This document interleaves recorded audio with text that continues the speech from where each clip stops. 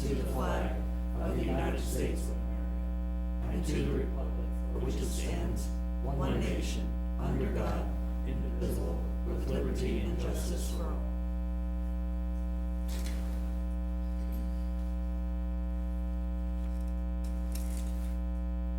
So we'll start with item 1, which is the 2019 first quarter report for the Convention and Visitors Bureau.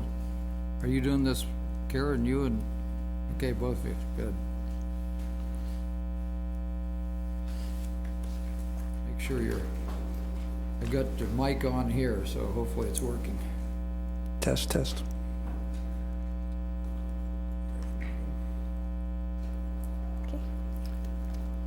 Good evening, Commissioners, City staff. How are you guys doing tonight? Thanks again for hosting us. Good or bad, this will be my last year on the steering committee.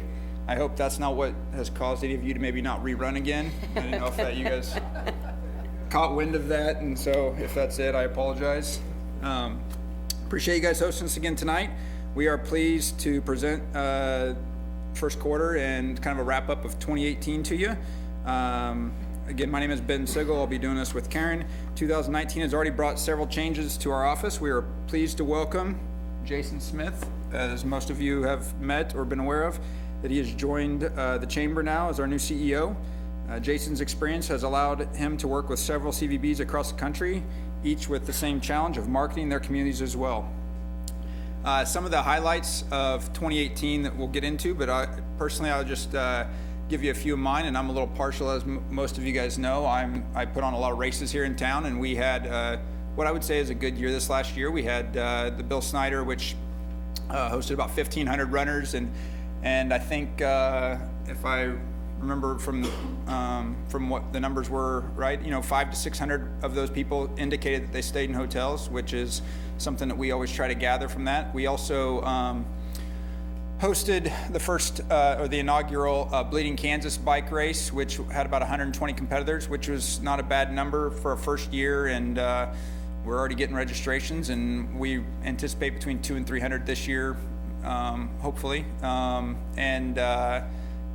Those events are, again, events that bring in outside people. And then another first year event that went off very well, it had about 850 people, was our Little Apple Marathon that was out at the state park. And again, once again, brought in, I think we had over 30 states represented for that event. And again, we're gonna host that again this year. And so as we look forward to 2019, I just kind of reflect on that and realize that Manhattan's got a lot going for it, and we really enjoy hosting those events.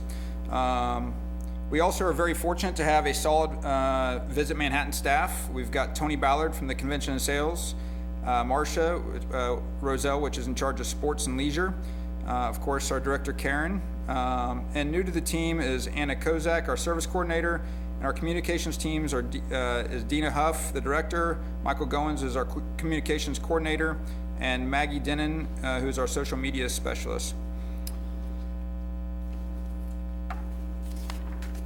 First slide I'd like to bring your attention to is that in 2018 we had 353,518 visitors. Total visitor spending on that was just under $176 million of revenue generated. Tourism works for Manhattan. Here on this graph is the tourism economics report conducted by the Oxford Economics Company. Was received at the end of January 2019, reflecting Manhattan's performance. Visitor spending in Riley County was $168 million in 2017. This reflects nearly 20% increase over the previous 3 years. And you can see by the chart the different percentages in each area: recreation, retail, food and beverage, lodging, transportation, and second homes.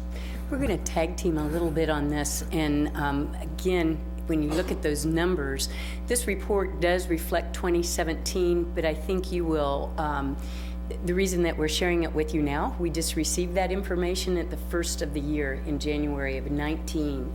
But what that shows is exactly as our research shows as well, is why people come into our community. They come to enjoy our dining, followed by our lodging and our retail, then that transportation and recreation. And for the second year in a row, as you can see, second homes has shown up. That's reflective of our community as well. When we look at those second homes that people are choosing to come and retire in the Flint Hills, that reflects well. And so as Ben is sharing with you, tourism works for Manhattan. It really does make a difference, and that's backed up with the research that has been done for us by Oxford Economics. According to the Tourism Economics Report, 2.5% of Kansas visitors' spending is done in Manhattan. 1,865 jobs were supported by visitor spending, which equals 8.5% of all jobs in Riley County. And in 2017, Riley County unemployment was 3%. If tourism were to go away, Riley County unemployment would jump to over 10%. Visitor spending growth has outperformed the state of Kansas the past 3 years, growing by 19.4% versus the state growth of 7.9%. So our best month in 2018 was October. As this photo reflects, much of that was because of football. Our hotel occupancy was at 65%, with the average daily rate of $100.38, and the revenue per room was $65.21. When we bear that down, though, and look at the best week, let's take a look at what the best week was. March 4th through the 10th, with 80.9 occupancy. The average daily rate was $106.19, with a RevPAR of $85.95. That was, I believe, the 2A basketball, which then was also at the tail end of the St. Patrick's Day road race. I believe. That would be correct. And it also, that week, also would we would have hosted many conferences. So again, as that bears out with football in the fall, then conferences, and really the lifeblood of our community, conferences, special activities that happened. And again, this is all reflective of 2018. The best day, however, was September 29th, 2018, 96.8% occupancy, $193.99 average daily rate, and $187.87 for the revenue per room. That was a KSU versus Texas football game. That game, from what we've heard from the hoteliers, is always a big one for us. Texas travels, but also Kansas State fans come to support their Wildcats. And so again, we just found that interesting as we look and evaluate what last year reflected. We think that that's very interesting for the general public to know as well. This chart is the monthly occupancy. I'll give you a second to look at it. This is over the last 5 years. As you guys know, in 2018, our inventory did decline. You can see that typically our lightest months are January and February. In 2018, those months were strong due to military training here in this area. And also, as you see those purple lines on those charts, as Ben said, we had less hotel rooms because we had 2 hotels that closed. So the first 4 years reflect a little bit larger hotel inventory. The last year, 2018, and most of 2017 also reflected 1,237 sleeping rooms versus about a little over 1,400 sleeping rooms. Some of our 2018 accomplishments, conferences and sports, had 187 conferences with 9,858 room nights, just under 41,000 attendees, an $18 million estimated economic impact. In sports were 47 sporting events, just under 1,500 room nights, over 15,000 participants, and just under $8 million of estimated economic impact. One thing to kind of keep in mind there is that comes out to be just under $26 million, or right at that, which, as you guys know, with our budget being just a little over $1 million, that's a pretty good return on investment. Absolutely. Flint Hills Discovery Center. Center welcomes nearly 70,000 visitors per year, with nearly 500,000 visitors enjoying the Flint Hills Discovery Center in some fashion since the opening in 2012. Kicker Country Stampede, over 90,000 fans, over $8 million in economic impact, and coming back again this year, obviously. The Bill Snyder Half, we had a little over 1,500 runners last year, which was down for us. What I didn't mention in my opening was that At this point right now, with a little over a month to go, we already are 30% ahead of where we were last year, and we have just under 1,500 already signed up. I'm anticipating somewhere between 1,900 and 2,000 this year, which would be our biggest one yet. With the finish being on the field, it's garnered a lot of attention, and there's a lot of people really excited about that. 2018 Little Apple Paddle encourages outdoor enthusiasts to get out and onto the Kansas River with 125 paddlers this past year. Great organizers. This event will continue to grow. As I mentioned before, this last year was the inaugural Bleeding Kansas Gravel Duro. We had about 120 participants. We had both a 50-mile and a 100-mile option for that race. It's, like I said, we're already getting registrations for this next year. One exciting thing is that the Dirty Kanza, which is a huge event, obviously down in Emporia, they've had as many as 2,500 people in the past. They're actually already over 3,200 people signed up for this year. They have a women's training camp, and they will be bringing their participants for that women's training camp, which is about 50 women up to participate in this. So that'll be in addition to any other registrations we already get as well. So that's a great partnership we have with them. And then obviously the 2018 Festival of Lights was beautiful this year. It continues to grow and puts Manhattan on the map. From the lighting of the tree to the dropping the ball, locals and visitors alike come out and enjoy Manhattan during that time of year. So now it's time for 2019, the first quarter report as to how well we're doing. The steering committee members represent the hospitality industry. Just as the tourism economics report broke out, lodging, dining, shopping, transportation, attractions, our steering committee represents as well. And yes, change is constant. We started out with this membership at the first of the year, but due to some job changes, Scott Garrett just recently took an AD position elsewhere and will be stepping off, and Lynn Gentine with the Midwest Dream Car Collection also will be leaving the committee. During our second quarter presentation, we will introduce you to our new committee members. So first quarter conferences. Obviously, the first quarter, as you looked at the monthly occupancy, that's always a little slow start to Manhattan, but that changes dramatically during the month of April and on. So during the first quarter, we've hosted 24 meetings representing a little over 3,000 room nights with over 4,000 attendees, generating over $2 million in estimated economic impact. One of the conferences that was different and new to our conference inventory this year was the DECA conference.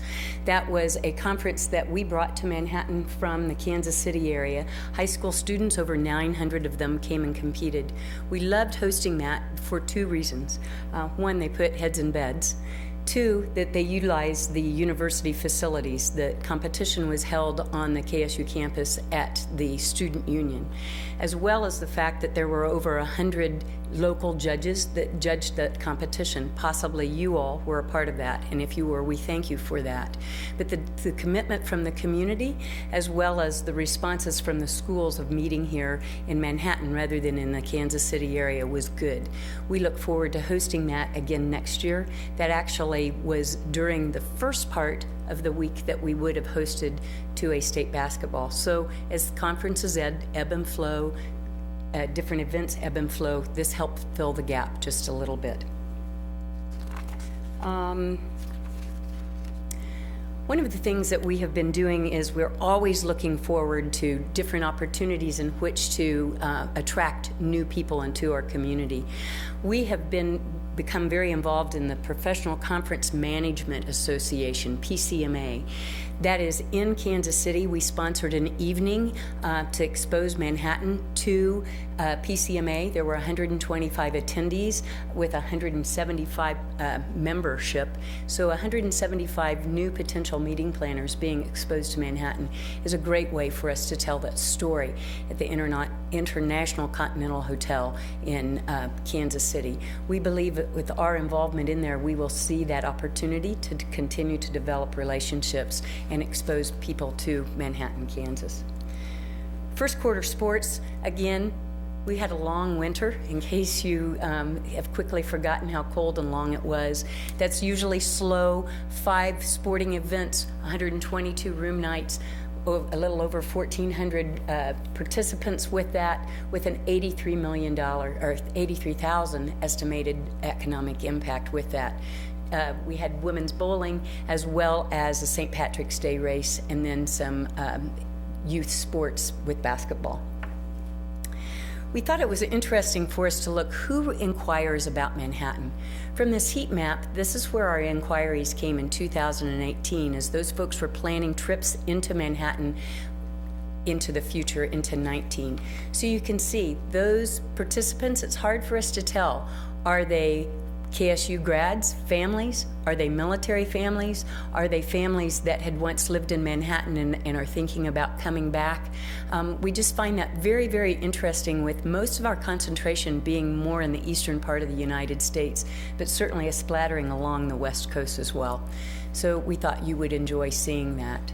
Our Facebook followers continue to grow. As you can see, it's very interesting to us also to see, obviously, that commitment with it being heavily in the United States. That is as you would expect. Again, our speculation, when you look at around the world, literally, Facebook and social media truly has changed the way that we have to market and the story that we have to tell, because our eyes, many people are looking as to what is happening in Manhattan. One of the best things about social media is you can actually monitor that growth. As you see, we've had a steady increase during that first quarter. We've experienced about a 10% growth since in the past 3 months above. We've also seen an increase in engagements with our target audience of potential visitors, which allows us to increase our potential reach as well. Our likes have also seen a steady increase, and we will see that only continuing to go up once that you can see the dramatic difference from January through March. Activities will only continue to improve. And then, of course, the impressions are the number of times your content is displayed, no matter if it was clicked or not. We've had an average of 5,806 impressions per day over the course of the past few months, where we averaged just over 5,000 impressions per day previously. So again, that's improving greatly. And then what time of day are people on our Facebook? What time do you check your Facebook account? You can see that many times people are on there throughout the day, but it's very heavily, our peak times are from 8 to 9 p.m. Our most popular posts on Facebook, these posts combined reached over almost 18,000 people. The post that we had about Manhattan's Happy New Year, that post received a lot of attention, with over 46,000 people reached and 351 likes and comments. Manhattan's livability being the 2019 top 100 places to live, that post reached almost 8,400 people. It was liked and commented on 505 times. And the other post was Kansas State's post. Who doesn't love a snowy day on campus, or in being glad that you're not walking to class on those kind of days? But that reached almost 4,800 people, and it was commented on 422 times. Then we had a fun partnership with McCain Auditorium and their performances. We did a ticket giveaway in which we asked people to post a picture of who they thought, if their dog looked like their Bruiser Woods, Bruiser is the Legally Blonde's character's dog. And so we had lots and lots and lots of posts with that. We reached over 10,000 people with that and had received 550 likes. The winner was a woman from 2 hours north and west from Manhattan, Kansas, 2 hours north and west. Her name was Leanne DeJolia, and her dog is the dog that won the contest, and it was also in celebration of her 70th birthday. So you're never too old to get on Facebook to post your picture of your favorite friend and come into Manhattan and enjoy a great evening. We also find it very interesting. I went back, let me go to this one, with Twitter. The Pete Souza exhibition on display at the Beach Museum has gained a lot of attention for us. On any given day, Visit Manhattan tweets average anywhere between 3 and 12 likes. This tweet showcasing the Sousa exhibit at the beach got 329 likes. It had over 30,000 impressions, 3,070 engagements, and 128 link clicks. In March, we've had 82,800 overall impressions for the month, and this is 200% more than our monthly average, with over 30,000 of those impressions coming from this specific tweet alone. We've seen a 5% increase in our Twitter followers, and we've also seen a 15.2% increase in our Instagram followers. Visit Manhattan continues to be foremost as visitors come in and receive information different ways, but we have our new with the O Manhattan and the Playcation, those different themes that are going on. As you travel into the state of Kansas at the Belle Plaine and at the Goodland entrance, you will see those that signage that's on the left of this slide here, as well as the opportunity to pick up visitors' guides and direct them to our website to gain more information about Manhattan. Certainly our STAR report, and again, I apologize, early information that you had received, that chart was incorrect. I had accidentally placed incorrect information, but in an effort to make that correct, I was also able to give you through March.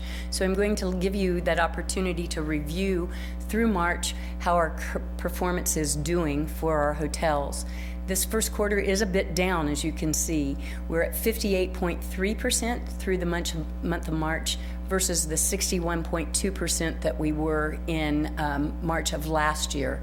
Our ADR still remains strong at 94.14 cents, and our revenue per room is down just a little bit at 54.85. Certainly our supply of rooms is the same. Again, demand is down a little bit from where it was in 18, with our revenue being generated, again, just a little bit down from where it was in 18. Again, we're not alarmed. Some of those things are because things went away in 18 or in 19. As you know, we did not host 2A basketball this year, but we filled that with the DECA conference. But as things come and go, you're going to see a fluctuation in some of our activity. Our hoteliers will tell you that they have had a soft first quarter. Our STAR report reflects that the first quarter has been down just a little bit. Certainly, we keep very prominent in our minds that our mission statement is to do just exactly what it says, and that's to help expand the local area economy by attracting visitors. I've spent the bulk of my day today in Wichita, and in the second quarter presentation you'll hear more about it, but if you'll allow me, because it's fresh in my mind and I still have driving bottom, I've spent the day today with the state of Kansas in Wichita, exposing Manhattan to travel writers from across not only Kansas, but across the Midwest region. I've had the opportunity to talk with about 24 different travel writers that are looking for great stories. Certainly, as Ben was talking about, the activities, whether it is the Bill Snyder race, the Festival of Lights, our dining, our shopping opportunities. What can I do that's unique and different in the Flint Hills? They all had questions about the Flint Hills Discovery Center and how do I begin my journey. They all had questions about the historical significance of this area with the trails that go to the north and to the south of us. It was a great opportunity to be able to promote our community and to tell that story, because when we have that opportunity to talk to those travel writers, they have the opportunity to attract visitors for us, basically do our mission statement for us. So with this will be unveiled next month, in the month of May, and we think with it being the season for traveling, you'll be enticed to come to Manhattan.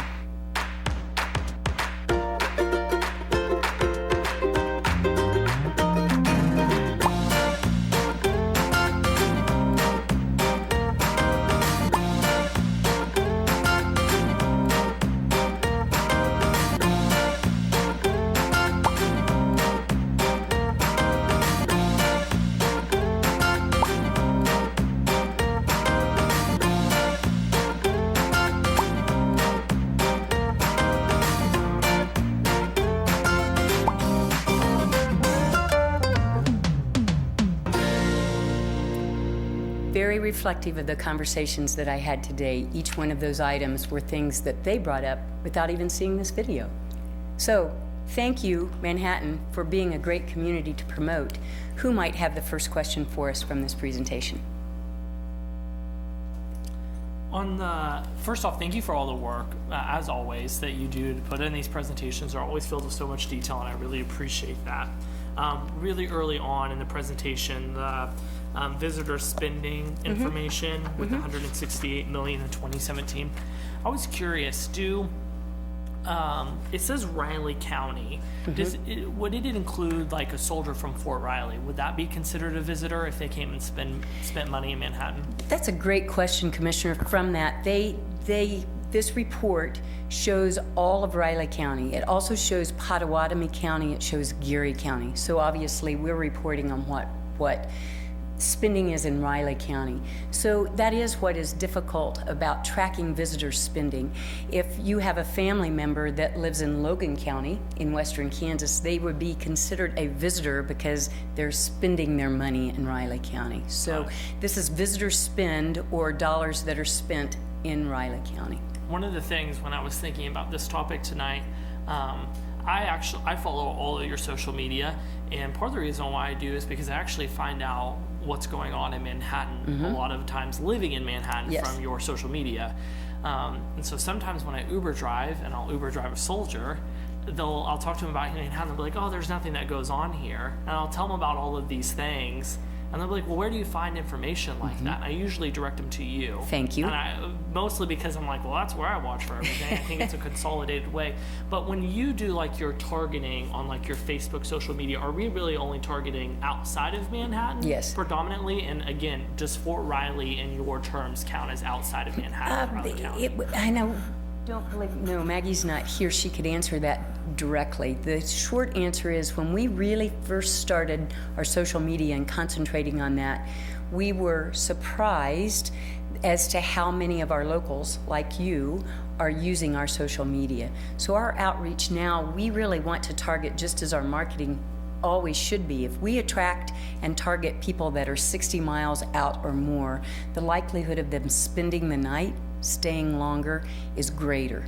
So really those efforts, so it's kind of, social media, as you well know, is one of those real phenomenons of, we do use that locally to see what's going on, but how do we make that so it's more attractive for those visitors? Yeah, just a thought I had. It probably doesn't quite fall into your realm, but I think about that because a lot of those, I shouldn't say a lot, some of those soldiers will they just go to Kansas City. Yes. Then they spend their money there. So it almost makes me feel like we have almost this untapped market of visitors that live 15 miles away from us. Yes. And how they're included in this numbers. It'd be interesting to pan that out a little bit more. And I would follow up with conversations that I had today as I was sharing with the travel writers of what our specifically kid-friendly activities were. Many of these travel writers are thinking about summertime. So to tell them the story about our pools, about the lazy river, and what our cost is to enjoy our pools versus the Kansas City area, what a great treasure we have. Another surprise that they had, we were at the Tanganyika Park in Wichita, in Goddard, which, they have exotic animals.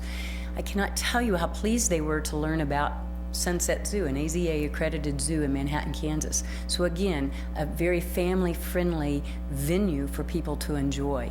Again, all of the offerings of that Manhattan has that can draw and attract people are things that we need to continue to do a consistent and a better job on telling that story, because we don't want them to go on into Kansas City. We want them to stay here. Thank you. Yes.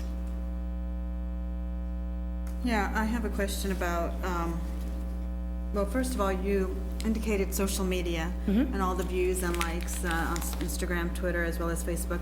How does that translate into visitation, people visiting? Because the numbers are down on the number of people that stayed in our hotels. Commissioner, I think that is a great question, and I think one thing that we have to, the way that we need to think about that is social media is like traditional marketing is. If you saw an ad on television or you saw an ad in a publication that you maybe were reading, it plants a seed in your mind, And social media, you can see it over and over and over again. So we cannot tell you that after they saw a post, after they saw a tweet from us, or they were on our Facebook, that immediately that next week they were here in Manhattan. What we have to keep in mind is that's an investment that's being made for future. It's to entice them to come. If they're seeing that there's a McCain performance, or that there's a football weekend, or there's a race that's happening, it's enticing them that maybe they would have to plan in order to come to participate, or in order to plan to maybe not be there when that special event is happening. But it's difficult for us to say as a result of seeing something on our social media that immediately they're coming and staying in our hotels. And the reason I ask that is I can understand with a race it might be different, because you're actually, people that are interested in a run or a walk are probably seeing it and are going to go to register, and you can see that because that link is there, therefore they go and register. Whereas something like like the tweets you said, or the Instagram posts about Legally Blonde and the dog, and how much attraction that had, that's harder to translate into if they came or what they did, because there isn't a link to see if they had to purchase a ticket or if they had to do something, whereas it's different with an event. So I just want to see how each of the items in the past few years, has that increased our demand for our rooms or for coming to Manhattan? Because sometimes social media is just a very lethargic way to be socially engaged without ever having to leave your room and making it seem like you're pretty cool. So I just want to make sure it translates into dollars. Yeah, I would echo that as well. With just me from a business owner standpoint too, we use social media a lot for the stuff we do, and it's hard. I mean, advertising can be one of the most frustrating things that you do as a business owner, because I don't know that person unless you polled every single person. Why did you come? Why are you here? It's hard to know. We're working with some social media stuff now where we're going to be able to actually, if they saw the post and they made a purchase through our point of sale system, we'll be able to see that. And now we'll be able to know that because of some stuff we're doing. But it's very difficult for the CVB to do that, because it's not like they stop by the CVB and make a purchase, and so you can say, okay, this person saw that post, now they've made a purchase, just because they don't have that data to do. So it's just one of those frustrating things with marketing. It's always got to be top of mind presence. That's why you have to advertise. You cannot stop. That's why the CVB is so important to what goes on here in Manhattan, because if you lose that top of mind presence, then people are going to stop coming. And I'm not suggesting I'm anti-social media. No, absolutely. Yeah, I understand how it would translate to business. I Right. want to see how you track that, so that one of the things I want us to step away from is doing the same thing over and over again. Sure. Unless you can translate it somehow. So I don't know how you capture that. I know I don't go to the professional developments in that area, but maybe that's something to look into. How do you translate views and watches and all of this? How do you know that there's progress being made? Because if we're giving over $1 million to CVB, and we're down 300,000 from last year for the past 3 months or whatever it might be, that's a concern to me. So I just want to make sure that we are, it's hard to manage and see with your budgets how that money is spent and how it is coming in. So it's good to see the views and in social media, but when we're looking at hotels and with fewer rooms, with having 1,237 rooms, that just makes a difference. Although the revenue is up from 2017. Yeah. Right. But it's down from about 300,000 from last year. So I just want to see, like, how do you improve that, or what is missing? Like, I understand the basketball tournament that we didn't have here, and how much of an impact loss I can understand, but how do we gain some of that revenue back? It couldn't be all 300,000 just from that one No. sport. It could be, I don't know. No, and keep in mind, we also, last year, first quarter, remember, we had extended military stay for training. And so we had two things that, if you're comparing 18 and 17, 18 and 19, just 18 and 19 alone, we've had two major things that didn't happen this year. So we have 3 more quarters to see what is coming on. We've got some significant events that will be happening. I'm not worried.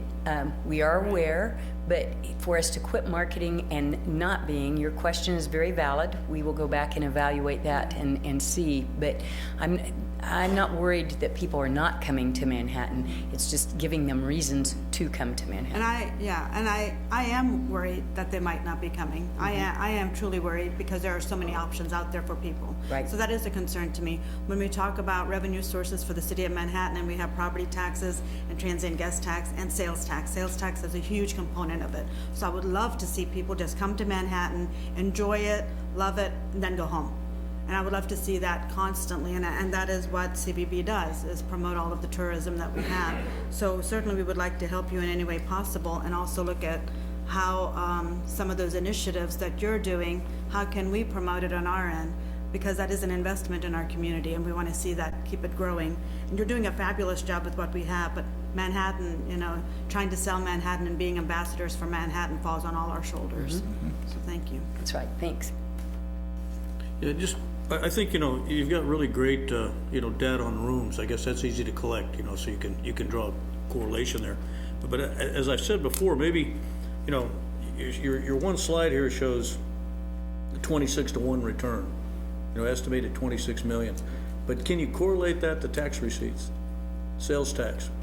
Because to me, that goes along with what Commissioner Reddy said. We do all these things, and you can capture some of it in rooms, but can you somehow or other chart that or correlate it to the sales tax receipts? And I know that's tough because they come in a couple months behind and things like that. So I know that's not an easy thing to throw out there. You can't magically make it happen. But it would be interesting to see if the events that you have an impact on that we could actually measure. And then that would be an interesting thing to put in here. Instead of saying, well, we estimate it, you can say, well, this chart indicates that we had a big influence on that. And if, special events or things like that, are there things that spike it?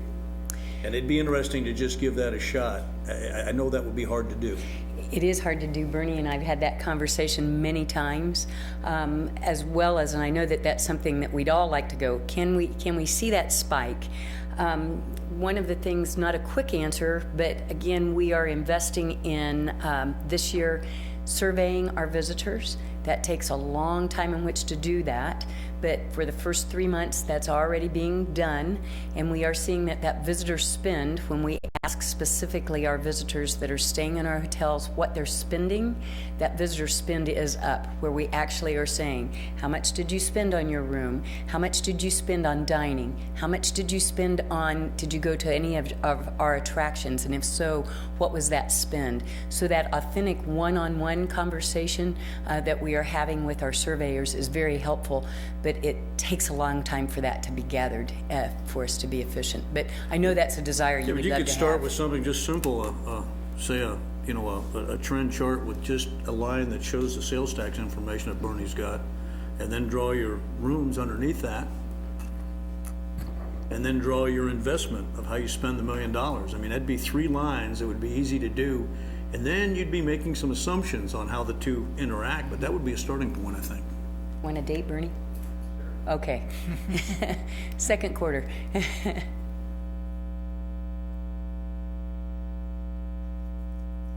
Other questions? I would just like to say today I attended the National Association of Housing Resource Officers, those directors and staff from public housing authorities all over Kansas at the convention center. And it worked out really well with all of the rooms that they have for the workshops, and I was pleased that everything went well. Good. And it was delightful. In the past, I've asked you, and I probably get tired of me asking, but I'm always interested in you combining your conference event numbers with K-State's conference event numbers. Is the 187 both, or is it just the chamber count? Those are just the convention and visitors. Those are just our groups that we specifically have worked with. Okay. So if there is a group that comes in and goes through Global Campus and doesn't use our services, we do not count those. So I don't ever want you or the general public to think that there were only 187 conferences held in Manhattan in 2018. So those are just the groups that we have touched in one way or another. thank you. I just needed to know if, Yep. Because I'm hoping that someday we'll hear the numbers 350, because we add them together, because that's what's happening in our community. It's not just which half of Right. which organization is facilitating or working with that conference. It's the bigger picture that is important for us to see too, although our investment is in the CVB and the chamber. I'm pleased with this report. I think, you know, there is, as Yusha mentioned, some, you know, reservations about the rest of the year. But so for January through March, the first quarter, we are in good shape, I think. And so thank you. Thanks. Okay, thanks very much, appreciate it. Thank you. Thanks, Ben. Yep, thank you.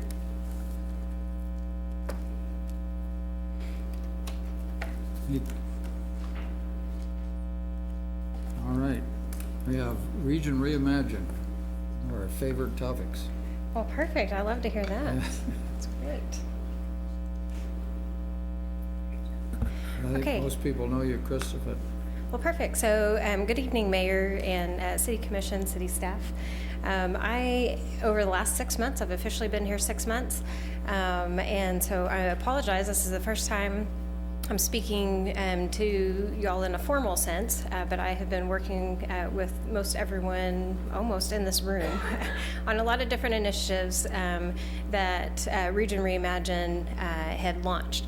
So this evening I'm going to go through and talk about where we've been, kind of where we're going in the planning and implementation process, as well as updates of what's been happening both inside and outside of the work group discussions, and then provide a summary of some of the key things that I've been hearing in my listening tour.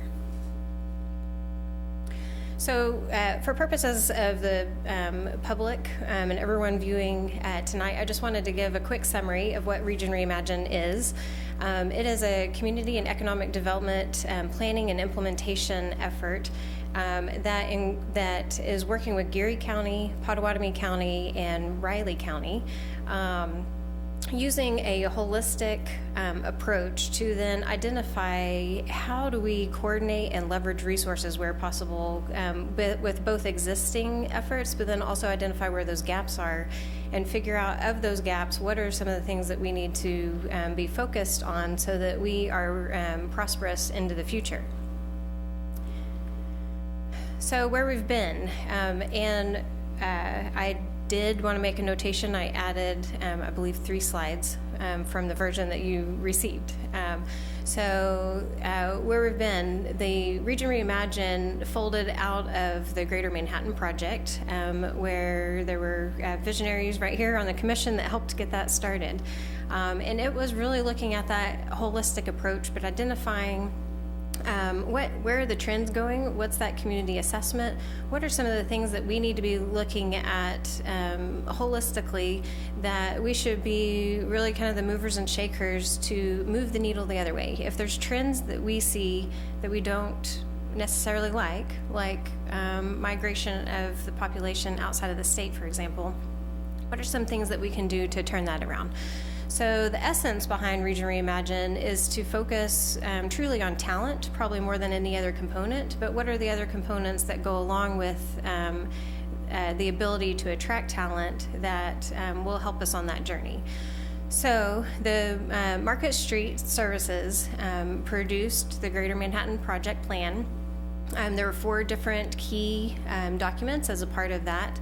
And Market Street had recommended that we go through kind of a pre-implementation period. And in that period, it was really to get organized, to set up the structure to where it's going to be successful into the future. So the implementation plan had been adopted in January of 2018. And then throughout 2018, there was a group of wonderful volunteers that were super motivated and did some really good work to set up not only a implementation committee to then help make decisions, but also identify out of the study what are the key focus areas that we should really drill down to and focus on. And so that has been done. The key areas are talent attraction and retention, entrepreneurship and innovation, quality of place, built environment, and advocacy. So I get a lot of questions about what is the difference between quality of place and built environment. And so just for clarifications, my background is in urban planning, and so I view that as one and the same thing. But for purposes of Region Reimagine, just think of it as what are the fundamental built environment components: housing, transportation.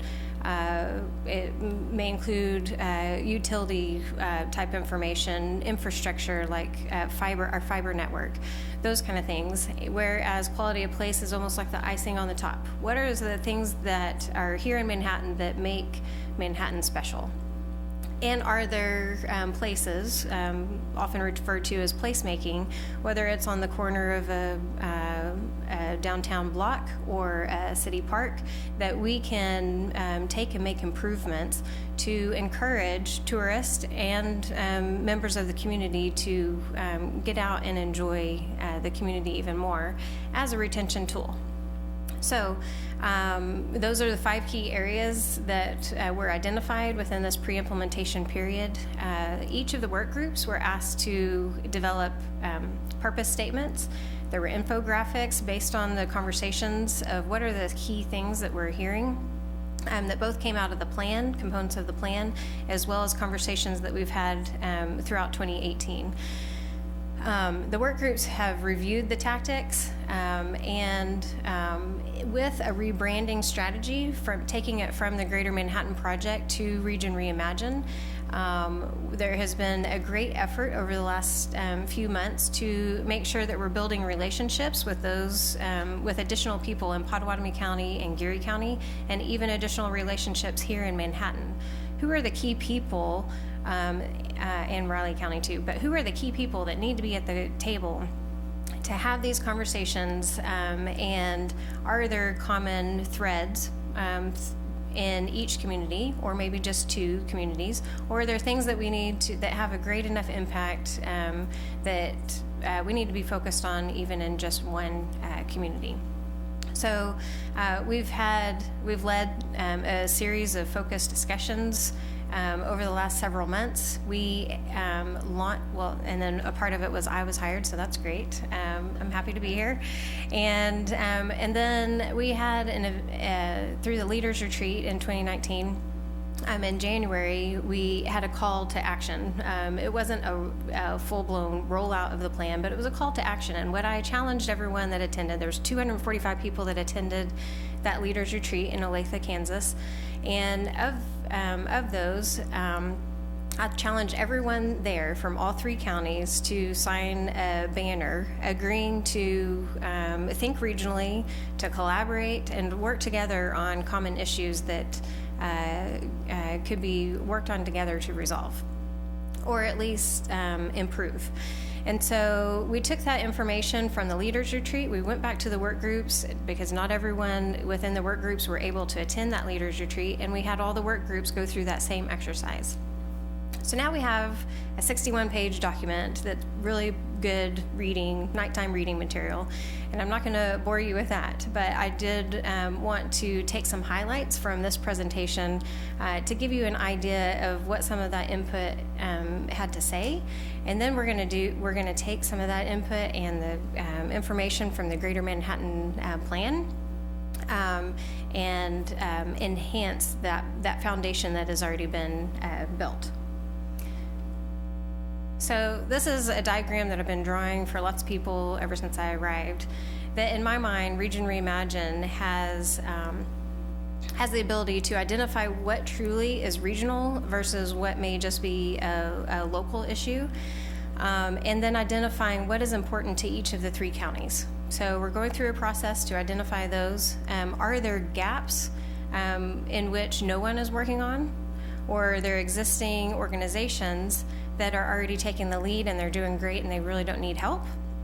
Or are some of those organizations that have the lead and are working on things running into some barriers that we as a region should be looking at to see how can we help move past some of those barriers? So the key is, my role is not to duplicate or to take over any functions of any organization. My role is to be almost like that master coordinator, to get the right people in the room, to identify what's important to everyone, what is truly a local issue versus a regional issue, and then try to identify what may be agreeable approaches on how to make progress. So, with all of this information, we're going to take the Greater Manhattan Plan that still exists today. It's still valid for any kind of budget planning decisions. I would use that document for that purpose. We will be providing a summary of the input that came out, as well as this presentation will help highlight some of those things as well. So of the work groups that we already mentioned, advocacy is also another component of that, but we are building a structure to put a structure in place so that we can vet any kind of advocacy issues in all 3 counties with the appropriate parties to say, okay, if all 3 counties are on board, or even a couple of counties or organizations are on board, then it may be an issue that from a regional standpoint, there's power in numbers, so it may be something that we grab a hold of and move forward. So, like I said, in the last 6 months, I've been working on building those relationships, collecting the input. I want you to think of the plan as a living document. So as we go through the process, there may be, it may continue to evolve, and we may continue to learn more things and add to it with the blessing of the structure that we're putting in place. And then presenting that to those groups for approval, and then develop a dashboard as part of the plan to see what are those measurable things that we can track ongoing to see how well we're making progress and keeping everyone in the loop as to what's happening. So my goal would be to have regular updates to you so that you have an opportunity to ask questions and provide your feedback as well. So with the talent attraction and retention group, I would say this is the core behind Region Reimagine, but all groups are very important. What we've been doing, the Greater Manhattan Project really looked at some of the biggest institutions, so Fort Riley and Kansas State University, as the key institutions that will provide the biggest supply to feed that talent into the region. There are more through technical colleges, community colleges throughout the region, as well as the USD system. But in order to take it to that next step, I wanted to make sure that we were really clear on what the demands are from each of the industries listed here. So healthcare, education, technology, manufacturing, construction, agriculture, and bioscience. So at the Leaders Retreat and through the work group discussions, we've asked key questions surrounding those industries to really identify, are there things that we can do through stackable curriculum, maybe through the USDs and technical college and at the university level? Are there things when we have transitioning soldiers that are coming out and they're kind of in the pipeline? Are there things that we can work on to help get them placed into a job so that they can stay in our region? What are the challenges? And I feel that with every industry, there may be different challenges.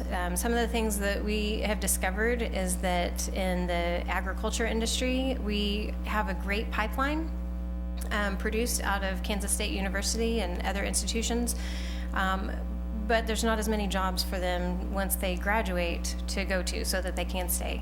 A lot of graduates do want to stay in this area, but the job opportunity isn't there. So attracting some different businesses and corporations to come into the region may be something that we need to look at. With healthcare, education, technology, manufacturing, and construction, those, we have existing pipelines, but there could be things that we could do to improve those pipelines, to make them stronger at all levels of the education and training system.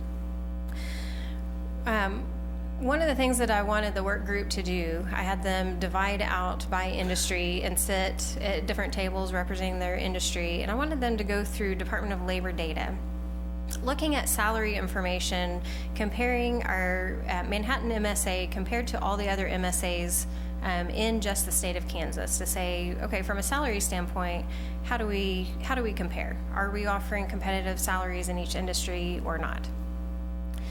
So they might not have liked me that day, but I took them through, gave them a spreadsheet, showed them all job classification codes and said, here, take your highlighter and go through, identify all the jobs that pertain to this industry, and then look across to see how we're doing compared to the other MSAs in Kansas. And so that generated a lot of interesting conversation. I think that they were surprised. It's approximately 66% of all job classification codes where we are paying at average, and a lot of those at the lowest levels compared to the other MSAs. And so in order to be successful in attracting talent, what can we do to encourage businesses to ensure that they're paying competitive salaries? That's just, and I don't know the answer to that. I don't know if anyone does have the answer to that. But I think that it's something that we need to be aware of as we move forward. And then of the work group that we have in place, I challenged them. I said, think of all the people that you know in this industry, of your network of professionals. Think of all 3 counties and make a list of all those that should be at the table to have this conversation, because we don't want just 1 or 2 people to come up with additional information related to just one industry. So they made a list thinking of all 3 counties. They put a star next to 1 to 3 people that could participate in leading discussions as it relates to that industry, so that we can really take the Greater Manhattan Plan from that 30,000 foot look at things to then what are the actionable things, to then work with all the different education groups, whether it's USD, Technical College, at the university level, to then say, okay, these are the things that the industries are saying. Here's the demands that they have. Now, what can we do from an education and training standpoint to make sure that we are helping with that, supplying that demand? One of the meetings that we had most recently is with Fort Riley, some Fort Riley support groups, as well as the chairs of the talent group. Mayor Dotson was there. It was a good meeting. What we really saw is that there are some communication gaps. I think that there are some more complex challenges that we need to work through, but there are some simple things that we can do more immediately. So I think it was really eye-opening. I wanted the chairs to be there to hear what some of those challenges are in attracting those transitioning soldiers to the region, and being able to have jobs and making the connections and networking with the connection between businesses and soldiers. So one of the things that we are working to do is to coordinate on a quarterly basis, where the military liaisons in Manhattan, so Janet Nichols and Craig Bender from Junction City, get together and coordinate with the membership services director of each chamber in Manhattan, and in Junction City, and in Wamego, to then rewrite some of the information that comes out, but put it in a 1-pager. So there's a lot of events that happen in communities, and then there are a lot of events and recruitment type events that are happening on the base.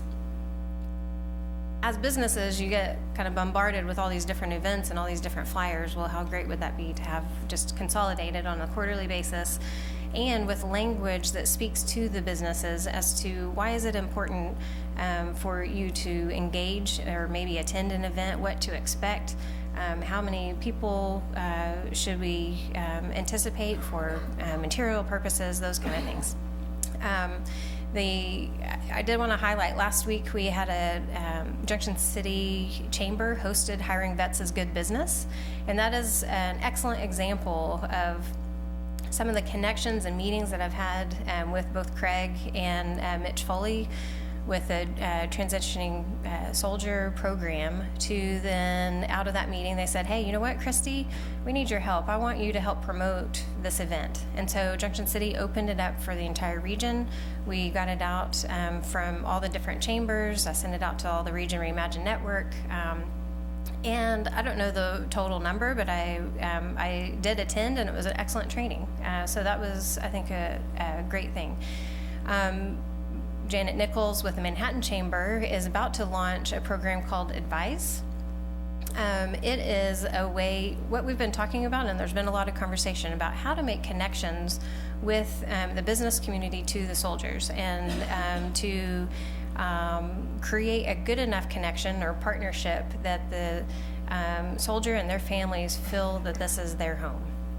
So she is launching a program on May 1st. So if anyone is interested in attending, you can register with the Military Relations Committee. It's going to be a luncheon, and you can learn more about that program that she will be working. That is a Manhattan program at this point, but it could grow potentially in the future. Soldiers for Life offers multiple opportunities, employer networking event where employers can go on base and meet with the soldiers and tell them about their job opportunities. Or if it's a company that has multiple, I would say 5 or more positions that they're hiring, they can even host their own program on base to then promote those positions on base. There's one more. Dr. Cheryl Grice has arranged a tour a while back that was with the Kansas Employment Exploration Program, where soldiers get on a bus and they go tour communities. And I thought, you know, what would be great is if we are able to capture in that and participate in that program and put on a regional tour. So Junction City, Manhattan, Wamego, or name the place. But so those are things and conversations that we're going to be having. And so instead of, they will most likely still go in other places throughout Kansas, but we really need to be tapping into that. The Fort Riley also has been holding workshops called the Community Partnership Workshops that are identifying what are some of the things, because their budget is being reduced. Organizations throughout our regions, their budgets are being reduced. What are things that we can partner and save money on? So there's about 5 or 6 different groups with that, and I've been plugging into the education, healthcare, and recreation. So are there opportunities to host maybe some healthcare joint training opportunities instead of working in silos? Are there things that we can partner as a region?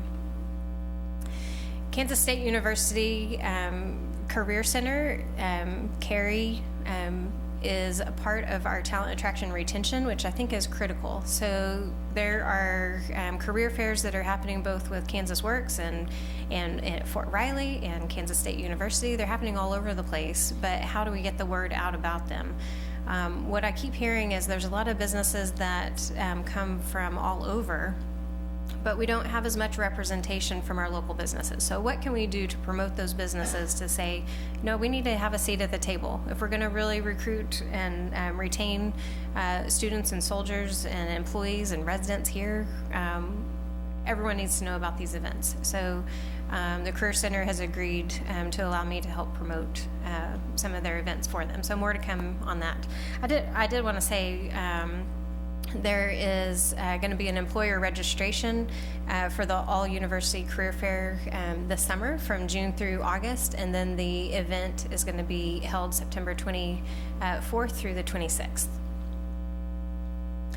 And then this is my last slide on talent, and then we're going to be moving on. But I've been participating in a lot of different organizations and ways to get the word out about Region Reimagine and how people can get involved. So whether it's Leadership Manhattan, tomorrow the Flint Hills Regional Council is holding their conference in Junction City. So if you are able to go, please attend. I think that'll be an excellent event. The USDs have been working on multiple programs. One of the things that I wanted to point out, the Classroom to Career program had 31 different classrooms participating, which are fourth grade classrooms participating in that program. The Work Keys program has been expanding. Potawatomi County and Geary County have been participants in that, and now there's some additional funding that came through this last year, and so Riley County is participating in the Work Keys program. Jobs for America's Graduates. That is a new program to Manhattan High School, and I've been meeting with Panji on that particular program and making the connection with Manhattan's Membership Services Director, Charla, to then work through how do we have a job shadowing program with those students and connect them with the businesses here in Manhattan. There's an apprenticeship career fair May 1st, Young Professional Summit. I'm going to be speaking at that on the May 10th. I think that's critical. The young professionals throughout the region have a very strong voice, but we need to get them engaged and participating even at a higher level than they are today. So whatever I can do to make that happen, we're going to get them engaged further in Region Reimagine activities. The Potawatomi County Economic Development Corporation is putting together a Workforce Crisis Summit that's going to be held here in Manhattan on May the 17th. I have also met with NBAF just last week, and they have a very large job fair that's going to happen June 4th and June 5th. And the reason why I mention that, well, it's important to Manhattan, but also what they're going to be able to hand out at that job fair is projections of the type of positions that they're hiring for now. They're going to be hiring about 100 positions between now and September. But then the type of positions that they anticipate hiring into the future. So I think that will be an important event. In healthcare, there are multiple conversations and meetings that have been held. Bob Koppel is one of the chairs of the talent group, and he is doing some amazing work in the healthcare industry. That is one thing that we really need to hone in on from the demand in nursing and some other positions that we need to make sure our healthcare industry is really strong here. And so there's a series of meetings that he has been involved in and hosting to get the ball rolling on those. So let's go to quality of place. I'm not going to spend as much time on the other three as talent, but I wanted to focus on talent because I think it's that important. So for quality of place, of the questions that were asked, there was a series of questions that were asked both at the Leaders Retreat and through the work groups. We wanted to identify what were the most important places in your community and gather that information by county. So Riley County may have different thoughts on that than Geary County or Potawatomi County, but I wanted to see how that kind of fleshed out.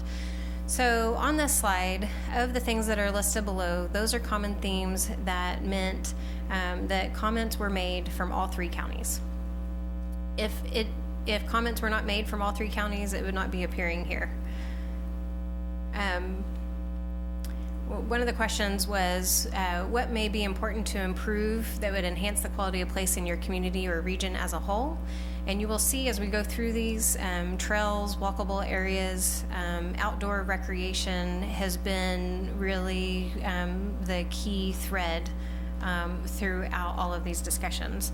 But it was interesting that even though there were separate conversations and focus groups by geography, the common themes really were aligned from all three. Not a one-for-one, but they were pretty similar.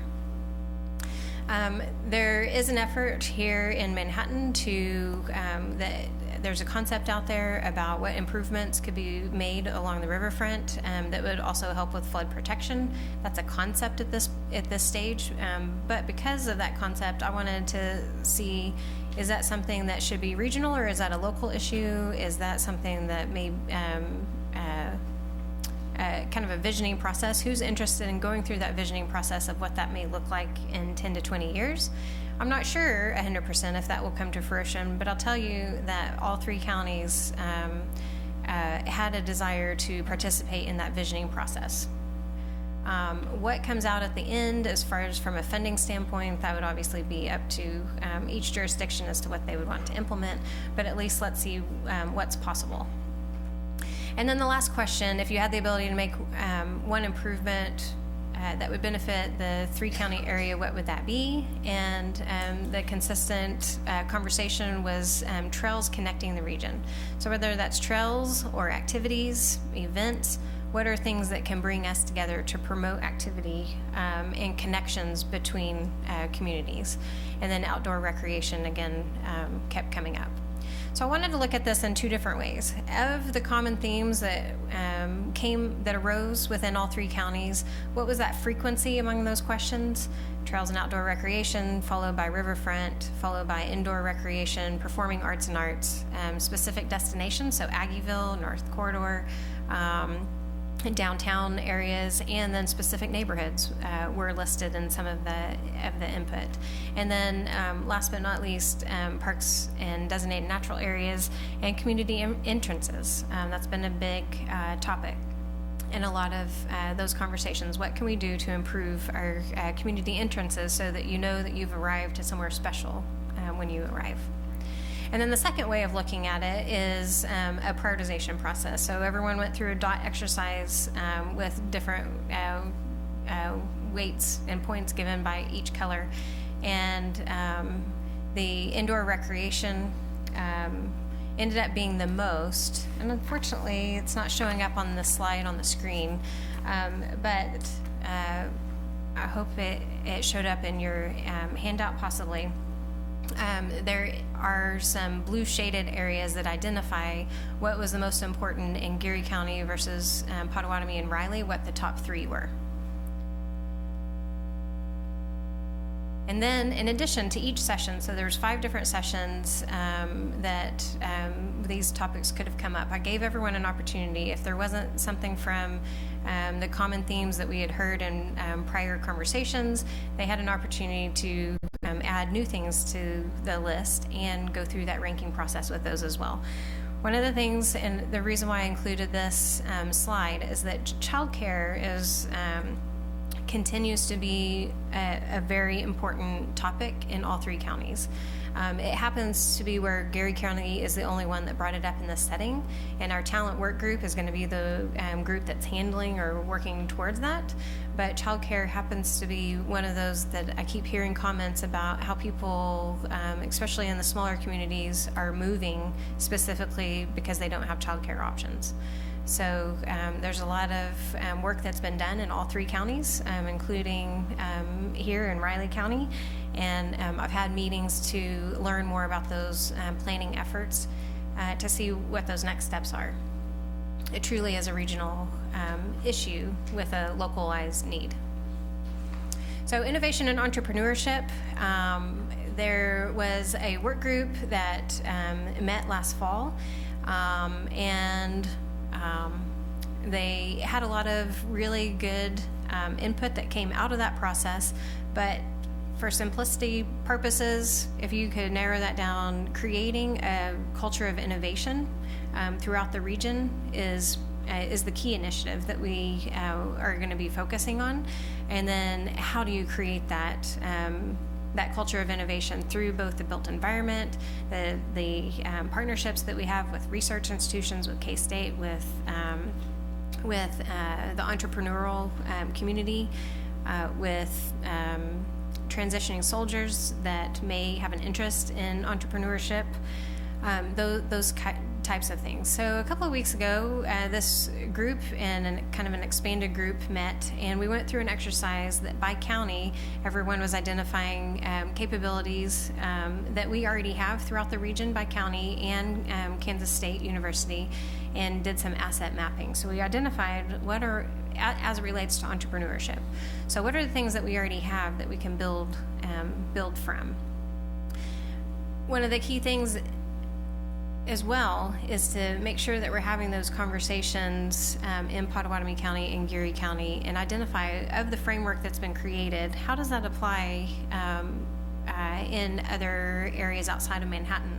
And everyone has a downtown, and so everyone has some opportunities and different hubs that have been identified, whether it's an industrial park or others, that where businesses are doing some really innovative things. So let's identify those, map them out, and identify how can we better support those areas and grow on that culture of innovation.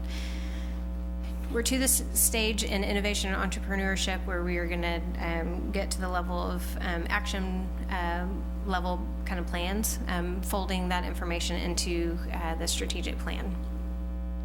And then from a built environment standpoint, the two key things, this is kind of a busy slide, but the two key things that came out of the work group discussions is that housing is important to all three counties. And all three counties feel that we need to make improvements. Of the input that was collected, there were comments about, well, there's not enough land or availability is not present. And then in contrast, in Junction City, we have an oversupply. So the work group had some discussions about where each community stands. They divided up by county to have their own independent conversations. And the conclusion was that really we have a lot of opinions, but we need more data. Data exists. Some data is a little bit dated and needs to be updated, and some data is pretty current. So when you look at the region as a whole, all three counties have completely different housing needs and challenges. And so what are some of the things that that we can do as a region to help with that? So the work group unanimously voted that we should be exploring options to figure out how to get that more current data to then make really sound decisions as to what the next steps are. The Manhattan Draft CIP, I know, has a housing study. It was identified as a part of the Greater Manhattan Project plan that a housing study was needed. From that plan, or maybe even before, the City of Manhattan has had that line item in there. And so I'm really hopeful that there's support to move that forward from a marketing analysis standpoint. And then one of the things that the work group is going to be working on is working with the MPO as a work group to then work through the long-range transportation planning process. I did want to mention on May 4th, there is going to be a housing forum, a public forum that's open to the public. It's free to attend, and it's going to be in a cafe style where multiple organizations that have an interest in housing here in Manhattan will have conversations about what that looks like and what's important, what's valued. So I encourage everyone to attend that event. Region Reimagine will have a table there. And we'll be participating and hearing some of those conversations to help guide us on our next steps. And last but not least, if we were to look at all the conditions of what we need to focus on to attract talent, I sum it up really in these 6 key areas. So encouraging competitive salaries, providing suitable housing both for the current population but the future population and planning for that. Better aligning talent, supply and demand. I've already touched on that. Creating safe childcare options. Continue the efforts to improve quality of place, and then working to continue to improve those connections and coordination between students and soldiers in the community. With that, I open up with questions. I'll start again. I'm always the first one. That's perfect. So I have a couple of questions / feedback. So first, I just want to say how impressed I am with your leadership coming into a new community in the middle of such a big project, and we've never done something like this before, and how you kind of pulled it all together. So I appreciate all the work that you've done, and the workshops that I have attended, I've been very impressed by. The first thing that I have is, one of the things that I'm kind of overall concerned about, I guess, is the pace in which all of this is moving. I know halfway through there was a little bit of a realignment, but we started this process in January 2017, and I kind of feel like the information I'm hearing now is maybe more organized than the information I was hearing a year ago, but it's really not new information. So, I mean, over the next year or two, how do you see this playing out more long-term into 2019 and into 2020? Right. Okay. So the first, just for clarification purposes, you're right. The July 17 is when the first series of documents came out, and then the implementation plan was adopted in January of 2018. Got it. So the pre-implementation period that was recommended by Market Street was, I'm pretty impressed, because it was just volunteers that were putting together that structure, and a lot of hours from a volunteer standpoint. So that's why I wanted to bring this slide up. So I came on board 6 months ago, and because of where we were at with the Greater Manhattan Project, and with the rebranding from even more of a regional standpoint, I felt like that it was important to make sure that we have that we're building those relationships, not to slow down any progress that's here in Manhattan by any means. So the plan, the Greater Manhattan Plan, has identified who the lead of each initiative should be, and that plan is still in place. So Region Reimagine should not be slowing anyone down from any progress being made. With that being said, because the Greater Manhattan Project serves as that foundation, and there's going to be additional components folding into it, the goal is on this slide to continue working with those work groups. Sure, it's going to be a living document, but the next version to be approved by July of this summer. So once that's in place, I think we need to go through that process of identifying what are the key things that are a truly local effort versus a regional effort. What level of support can I provide to both, really, but primarily those regional efforts, and to kind of filter out which components that Region Reimagine may be able to support versus something that we don't have any control of whatsoever, and this group over here needs to just keep moving forward. So I hope that helps. So I think in taking the Greater Manhattan Project Plan and in the way that it will be outlined, I hope to more clearly delineate who's doing what, so that then as we build that dashboard, we're able to put in performance measures and see on a regular basis how it's going. Yeah, no, that absolutely. So we're building, makes sense. yeah, so we're building that structure, and I would say by July, it should be in much better shape where you can start seeing that progress.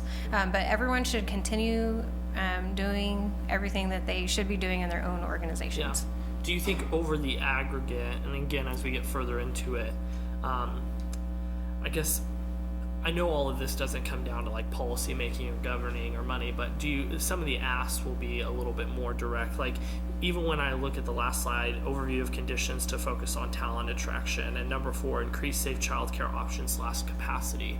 Mm-hmm. I don't think that that's huge news to any of us, right? It's and not. so do you think that that's going to be molded down to maybe actual suggestions on here's the actions that you can take, City of Manhattan, Absolutely. that would help this Absolutely. region? Okay. Yes.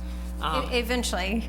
Okay. I would say the childcare will be one of those components. I do feel that that's important. It may not be the first thing that we're tackling. So the strategic plan would identify what it may happen on the short term, midterm, long term.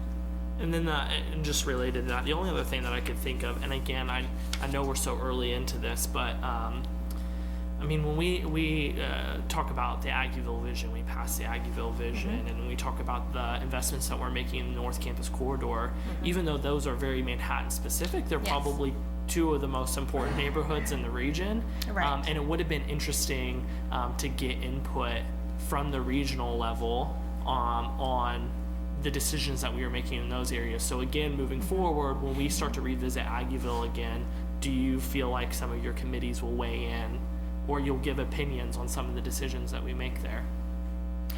Or are you just going to completely leave that into our ballpark? Even, I realize it's a city issue, so it's our decision at the end of the day, but right.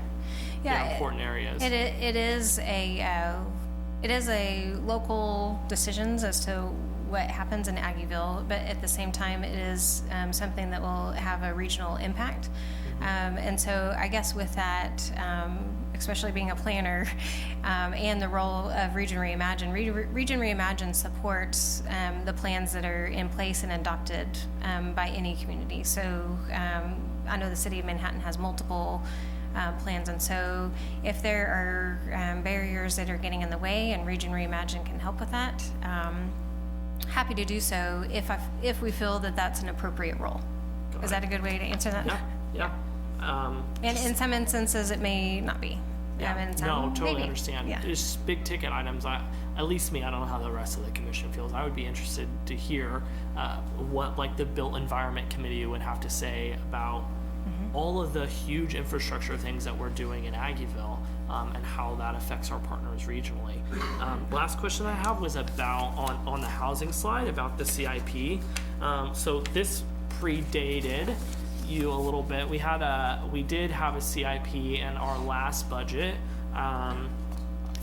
I don't know if it would have passed regardless because we had a pretty tight budget last year, but we pulled it. I at least suggested that we pulled it back because I was under the assumption that there was going to be an ask from Region Reimagined to help fund a regional one. And so I was like, maybe it doesn't make sense for us to do just a Manhattan one. So is the ask here for us to move forward just on the Manhattan specific one? And does that really help you with what you're trying to do at a regional level? Right. So I think it all comes down to the data. I've been working with city staff, and city staff feel that depending on the level of data that's needed, it may be that a consultant is hired to work on that market analysis piece, and that existing data is sufficient with a light level of review to then make sure that it's supplying what is needed in order to get to the end result, right, of making those recommendations that are specific. From a regional perspective, like I said, every county has their own particular issues, and so and they're completely different from a housing perspective. But So I we guess had my a meeting. question for Yeah, you, we had a meeting with Flint Hills Regional Council, for example, Yeah. and that's a lot of times the kickstart before they work on a comprehensive plan, for example. And so just a couple of weeks ago, I had them go through the plans that they've created and at what level was that housing data collected, and there's a range there, and so. There may be some possibilities to do some housing conditions assessments to then make that data more whole without duplicating and working with them. So I showed them some possibilities of how we could go about that together. So they're handling certain components from certain communities, and then where there's gaps, Region Reimagine may need to fill in. So it'll probably end up, it will be up to each jurisdiction as to what level of support or data they feel quality data is needed. From a funding standpoint, Region Reimagine does not have any funding at this time for that. So, which I knew we were going to spend money. I guess my question for you is, I'm totally supportive of us spending $90,000 to hire a consultant to do a housing study for the city of Manhattan. But would it make a lot more sense for us to work through the Flint Hills Regional Council and maybe spend $50,000 in Potawatomi County, Wamego kick in money, Junction City, Gary kick in money, and would you hire one consultant and do a regional study? Rather than all of us hiring our own consultants and probably spending more money in the long run. Is that something that, I guess I just thought that would be something that the regional R2 would help coordinate through this process. Sure, so from my regional lens, I think that that's a good idea. But I think it will require more conversations with each jurisdiction to identify if that's important to them. So if the timing can align, I think that would be great, and if the city of Manhattan is open for that, but that'd be a local decision that y'all may want to talk about. I just think if it's a conversation we should have sooner rather than later, because we're coming up on budgets, right? Right, absolutely. So it's just a decision, are we going to do this as a city, or we're going to do it at a regional level? Because I think that was a major reason why we pulled it last year. And so I want to make sure that if we spend a sum of money on a set of data, it's going to be useful for us, but our partners on the regional level being like, we should have coordinated that a little bit better a year later. So that's all I had. Right, so we could pull a group together to ask some of the key jurisdictions to see if that's something that they're interested in. I've had some preliminary conversations just to kind of gauge that level of interest, but that process isn't done yet. So we could pull a group together to have that conversation if you like. Thank you. Christy, this is a lot of information. I think you covered it very thoroughly. Thank you.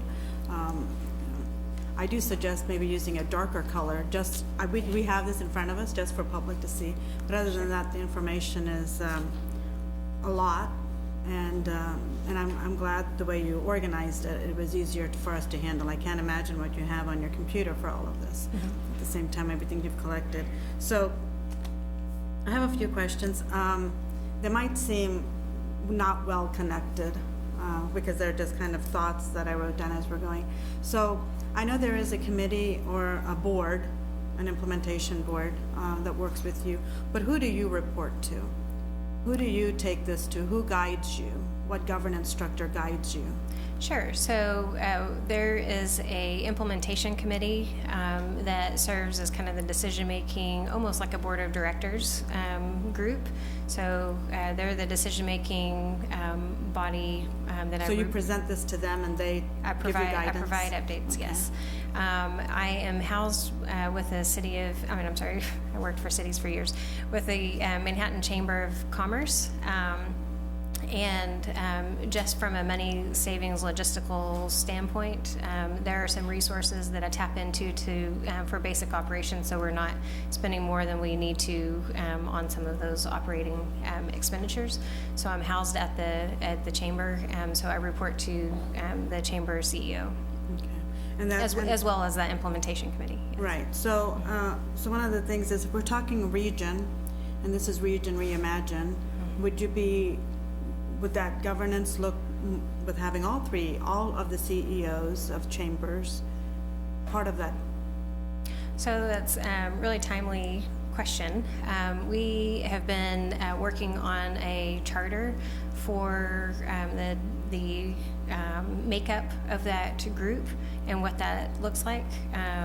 I don't know at this time that there's any anticipation that who I'm housed with and report to would change necessarily, but the makeup of the implementation committee to make sure that there is solid representation from throughout the region is serving on there.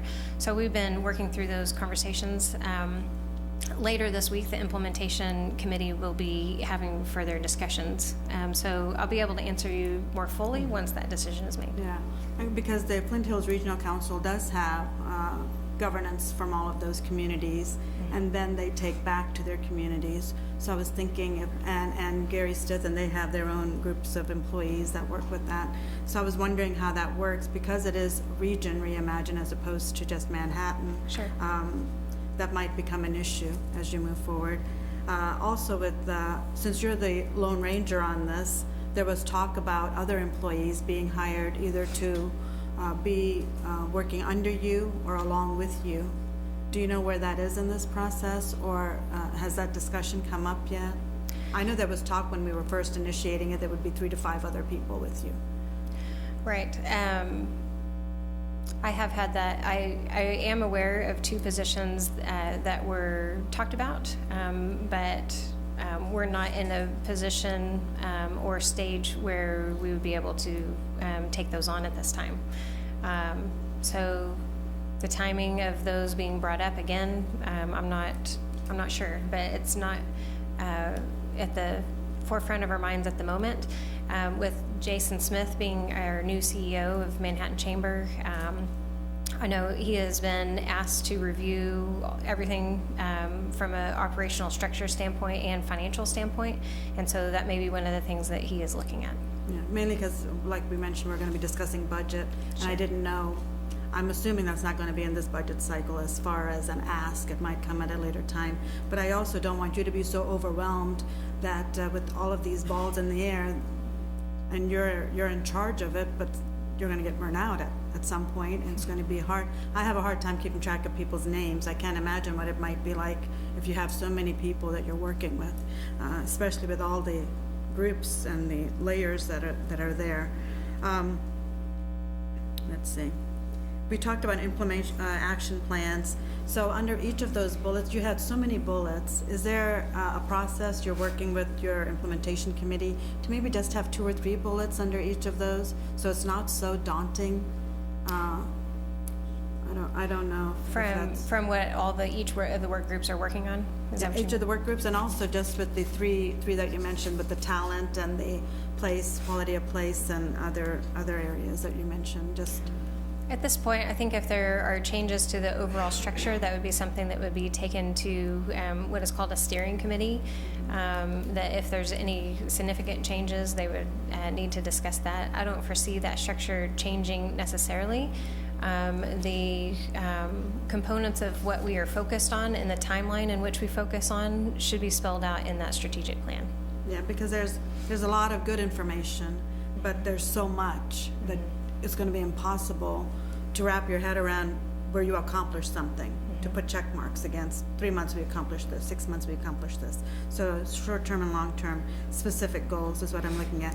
And as you move forward on this, I know there are other areas that used Market Street, I think Topeka and Wichita. Are you following any of their own models, or are you kind of guiding, are you and your team guiding it on your own? Or are you kind of seeing what happened with theirs? Right, so I've made connection with Topeka 2020, Momentum 2020, and they're further along in the process, and so I am hearing and learning about kind of lessons learned when they were setting their structure up and what that looked like. So absolutely, we're not ignoring any of that. We want to use that. I know when I was preparing even for my interview, I went out and researched what Market Street and all the different communities, and that they had produced one of the plans, and the city of Austin, I like to use that as an example. And I know it's a completely different city than what Manhattan is, but some of the issues are the same. So there's those common threads, and the way that they've packaged their information is really impressive. So I like to use the city of Austin as one of those. But yes, Topeka and several other communities, we don't want to lose sight of that, and even where they're at in the process. And as time goes by, are there any new developments that we need to learn from to work our program differently? Kind of also for your own peer group, let's say, or for your own professional development to see if something's working or not working. Do you know how many people they hired under them, such as, let's say, Topeka or any other group? They've had their planner, like you, a major chair that's chairing this. How many others that they had to hire? You know, I would have to get back to you on that one. Okay, that's fine. It's been But a few months since I've talked to him, yes. Yeah, no, but I like the work you're doing. I just don't want you to be overwhelmed, and also I don't want to lose track of what are the goals of this. This is great information, but how do we know we've accomplished something? Sure. Like what has come to fruition from it? And that might be a year or two down the line. But it would be hopefully nice to not. see what it is we are aiming for. What is it are we Right. aiming for? So- Right, I think once we hit July and have the Greater Manhattan Plan enhanced with some additional information, it'll become more clear. And then once we have that dashboard in place, I've worked with multiple dashboards in a lot of different places I've worked in, and the one that would like to use won't take very long to set up. So I think that'll be the key to getting that information back out. Okay, thank you. Yes, thank you. I just have one question on finance, because it's not clear on the slides. What's the current financing for Region Reimagined? Where's it come from? So Advantage Manhattan is a fund from businesses that are contributing to that fund that pay for Region Reimagined, the expenses. So right now, when I came on board, I was asked to come up with just an operating budget.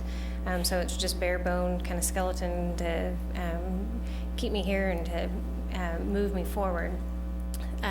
There are projects that as we go through and kind of evolve and identify this is important, yes, we want to move forward, then each of the projects may have a different funding strategy. And hopefully a lot of those can be resolved through public and private partnerships. Some may still be up to the entity that's making that decision to move those forward. But I think from a project standpoint, they would all have different funding strategies of where those dollars are coming into play. Okay, so what, just to keep it simple though, so right now we're saying this is private funded, the chamber, there's no government funding.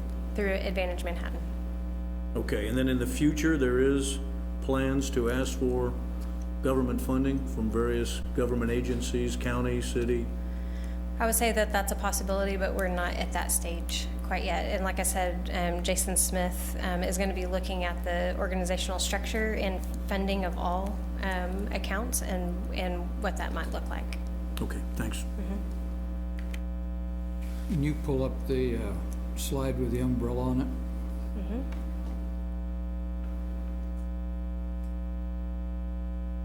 So one of the things we've talked about is that this is a little bit more difficult than just doing it for the city. So in the top part, there were some things identified, and I'd say right now we're in the data gathering phase. So there's things identified that span across the region. And then you see the little trays down there below. So one of the things we're going to have to go through is a prioritization and then a costing, because just because you like something doesn't mean you can afford it, and that will put it in some priority over time. And then obviously when someone asked the question about other chambers of commerce and other connection with officials, so when you maybe come up with some ideas in this group, let's say you're in Gary County, in order to build something, you've got to go back to your local officials to get that built. If you're up in the regional, then we have to discuss what is each contribution, or does one want to build part, one build another part in front of their town? So that's kind of how that is going to unfold. So when we come up in Riley County, for example, or Manhattan, with a group of action items, those will have a cost associated with them and hopefully a timing associated with them. That's when we'll begin to digest them. And that'll be true for each one of the individual cities and counties as we go through this. So when you look in the back of the report that was initially done by Market Street, what you'll find is there's a matrix back there of costs over time. And this is a 5-year project. So I think you're right, Christie.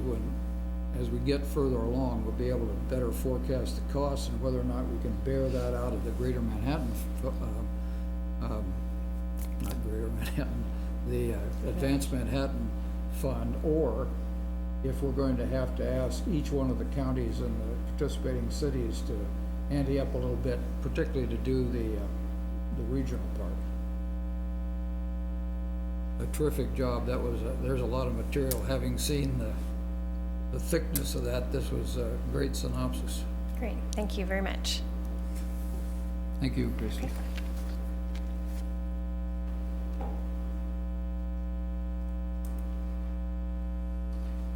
Okay, now we're on item 3, which is to discuss the establishment. What? Oh, okay. An increase to the local sales tax rate.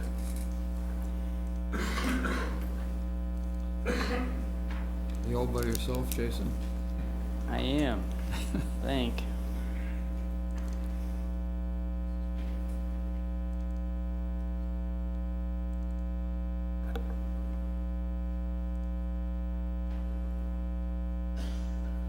Good evening, Mayor, Commissioners. We're going to talk about the opportunity for a permanent sales tax question on the November ballot.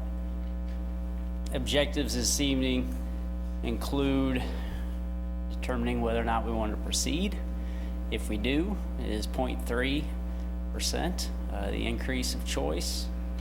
We have a question that's been drafted by legal. I'd like you to take a look at and then help us determine key talking points as we move forward if we decide to put this on the ballot.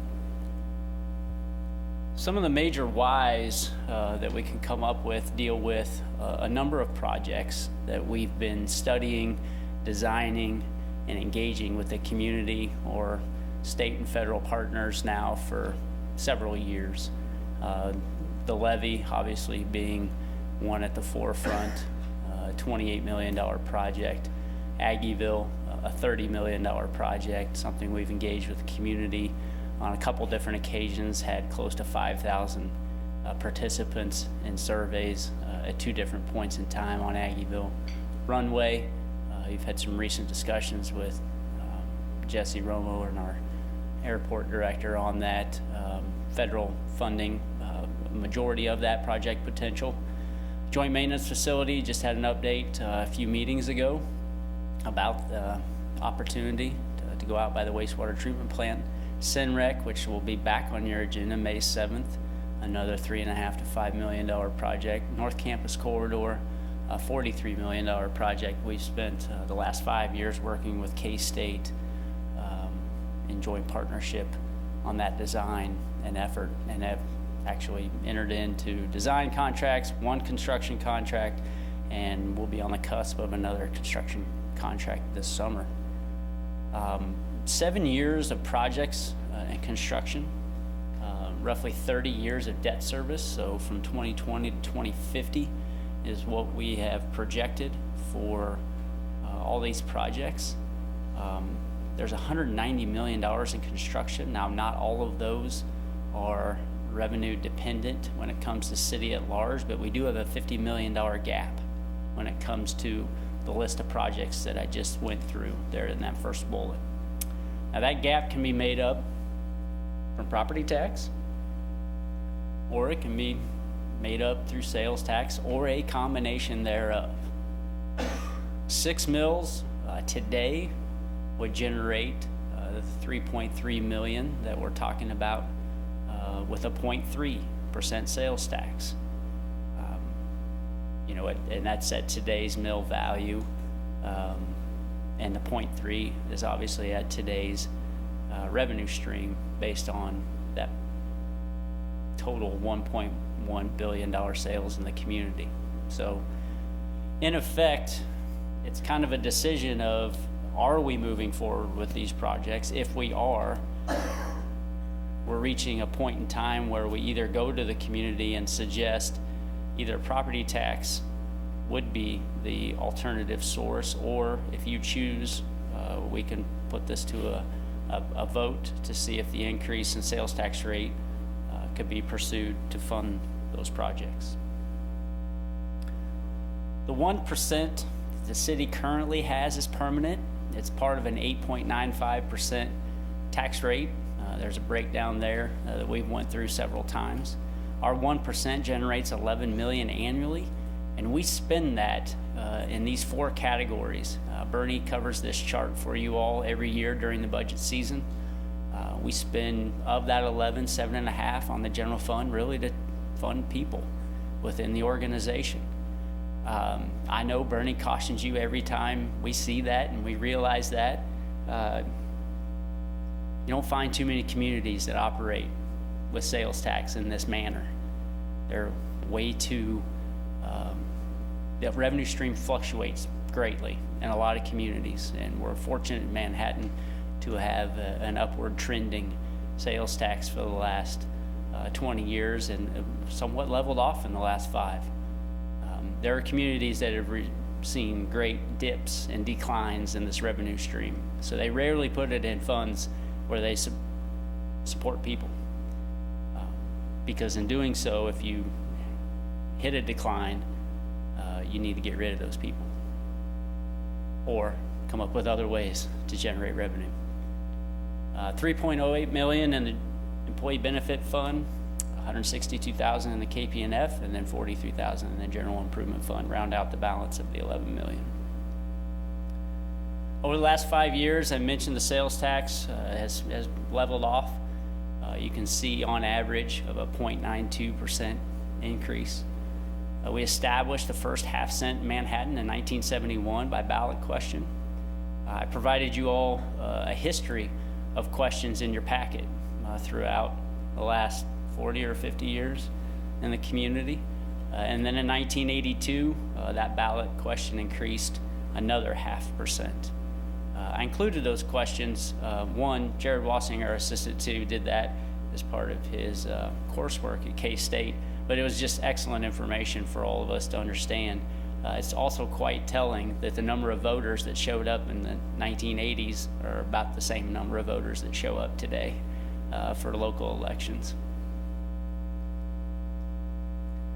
Another breakdown of the 895 just kind of calls out the special taxes and the street, which all have, those two have sunsets. The economic development, roads and bridges, also has a sunset in 2022. The streets, I believe, is 2027, 27, and then special park and rec would be also in 2028, because it was voted on in 7, but it started in 18. Yeah, so it'd be 2028 before it retires.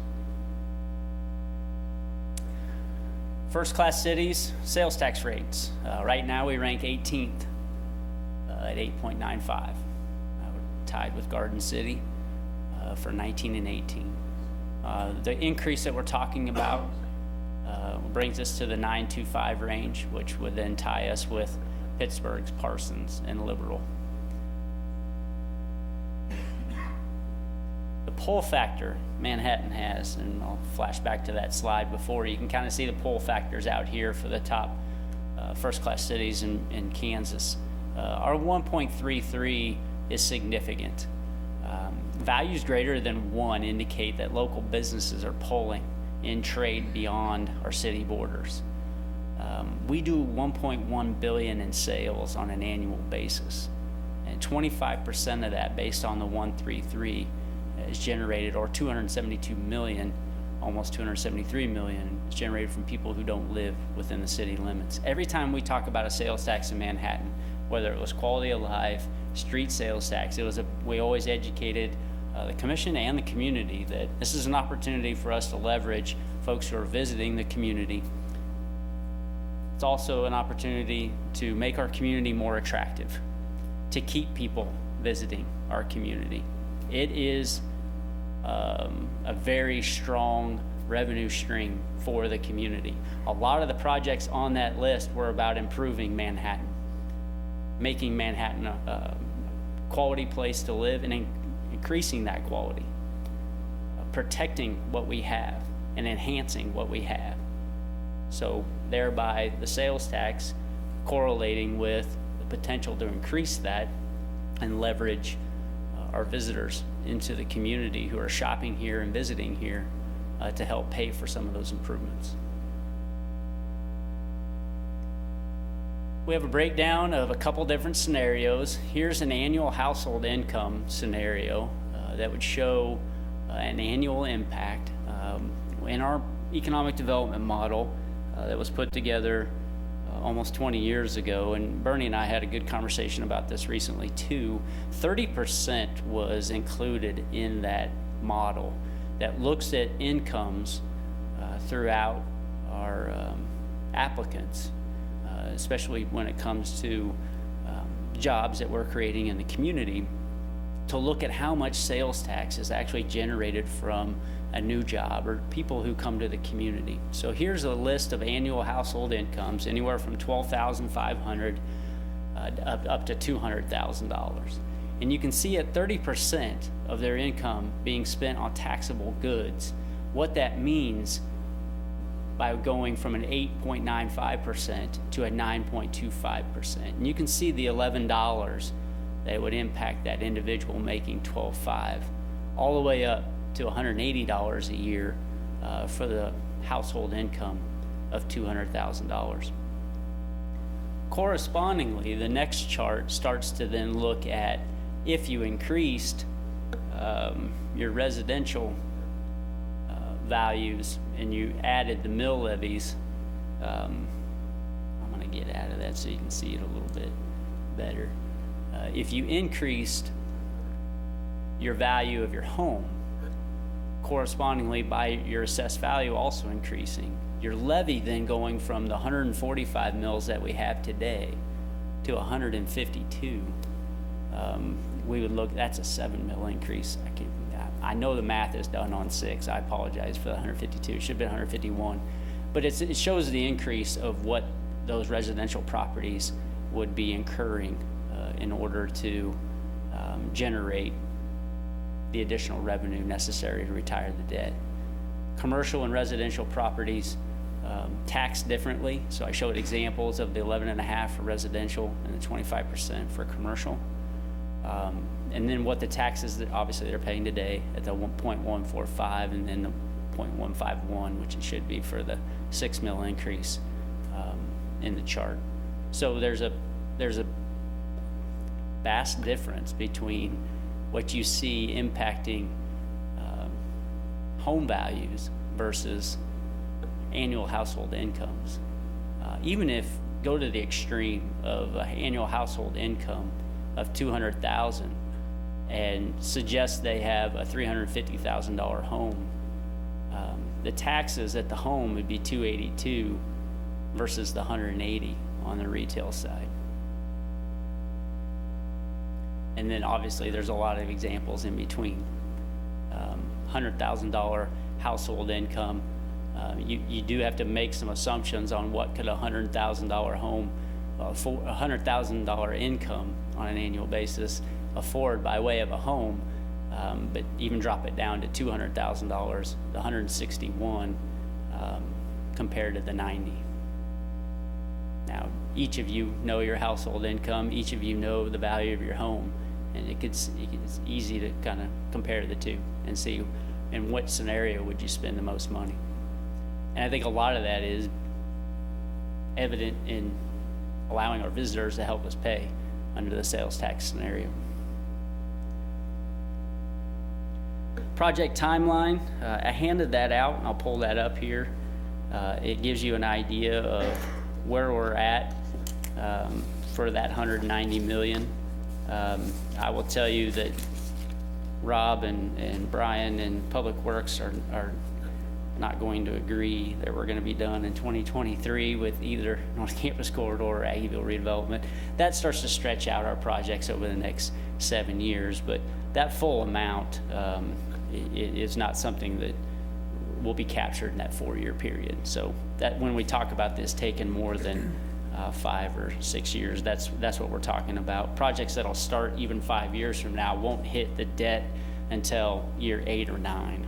So we've stretched that out really over the next 7 years in order to reach into 2050 for debt service on a 20-year project, or 20-year debt service schedule. So the $190 million is a combination of all of these. As I mentioned, the Anthony Eisenhower Downtown Conference Center, airport parking, they don't have a bond and interest type of impact, but you can see that the projects that do are in this $50 million range, and that's the gap that we've been talking about, trying to come up with a revenue stream to cover that.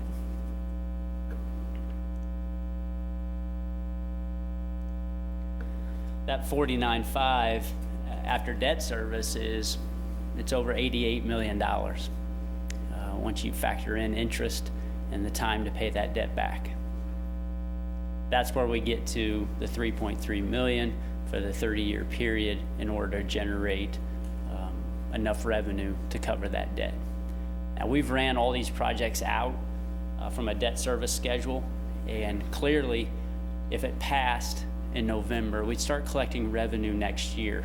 We wouldn't have 1.6 or $1.7 million worth of debt next year. We wouldn't even have $3.3 million worth of debt in 21 or 22. I mean, even if we issued a lot of debt today, we wouldn't start paying until 2022.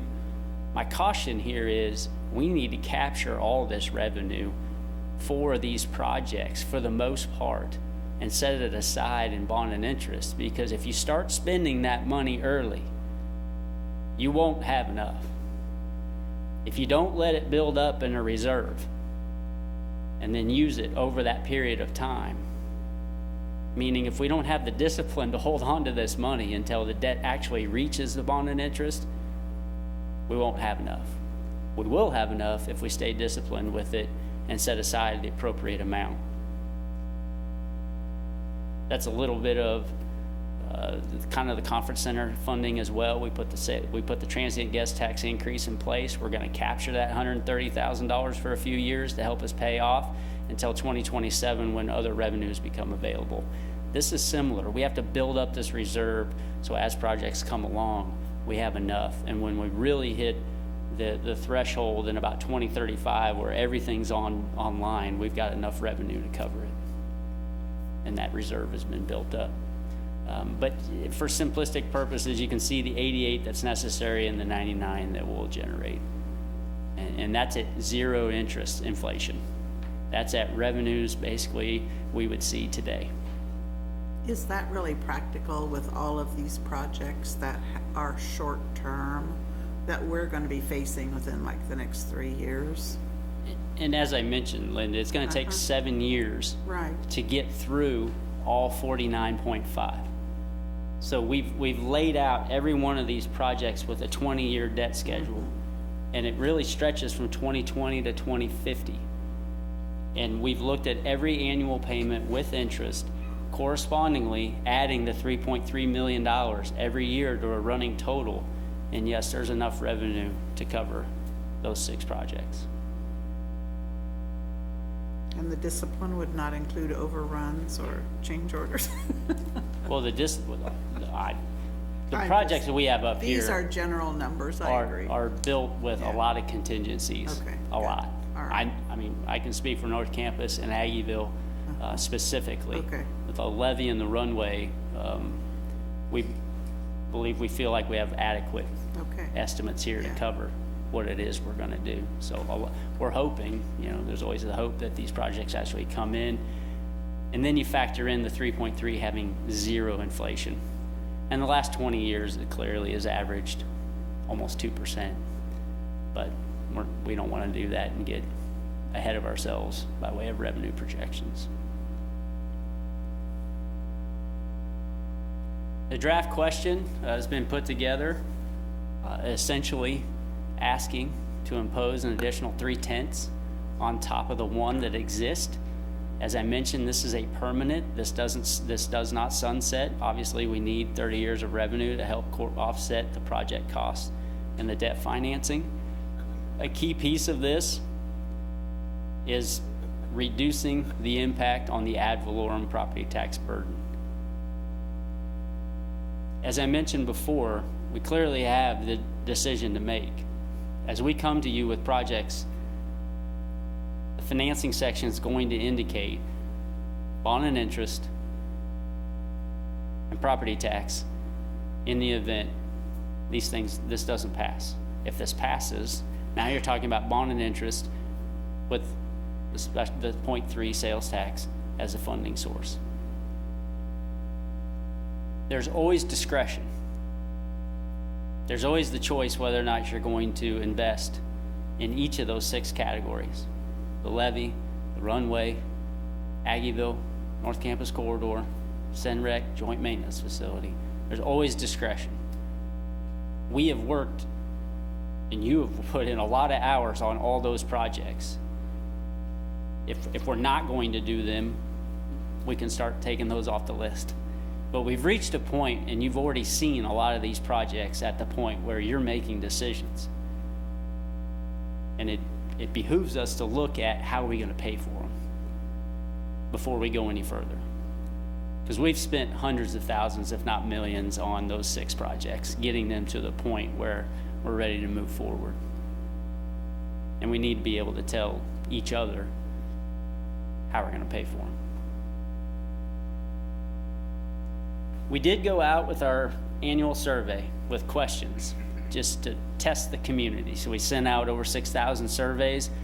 We got over 1,100 back. The next 3 slides are data that we've gathered and ran with preliminary results in order to give you a little bit of feedback from the community.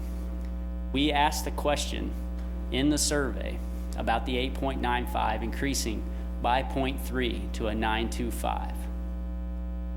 As you can see, strongly support 18.5% and support 35.8.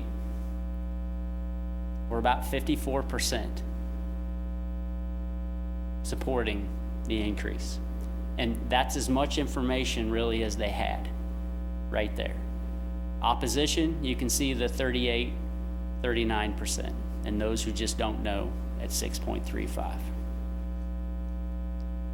We then broke down by age group of the 1,100 or so that responded.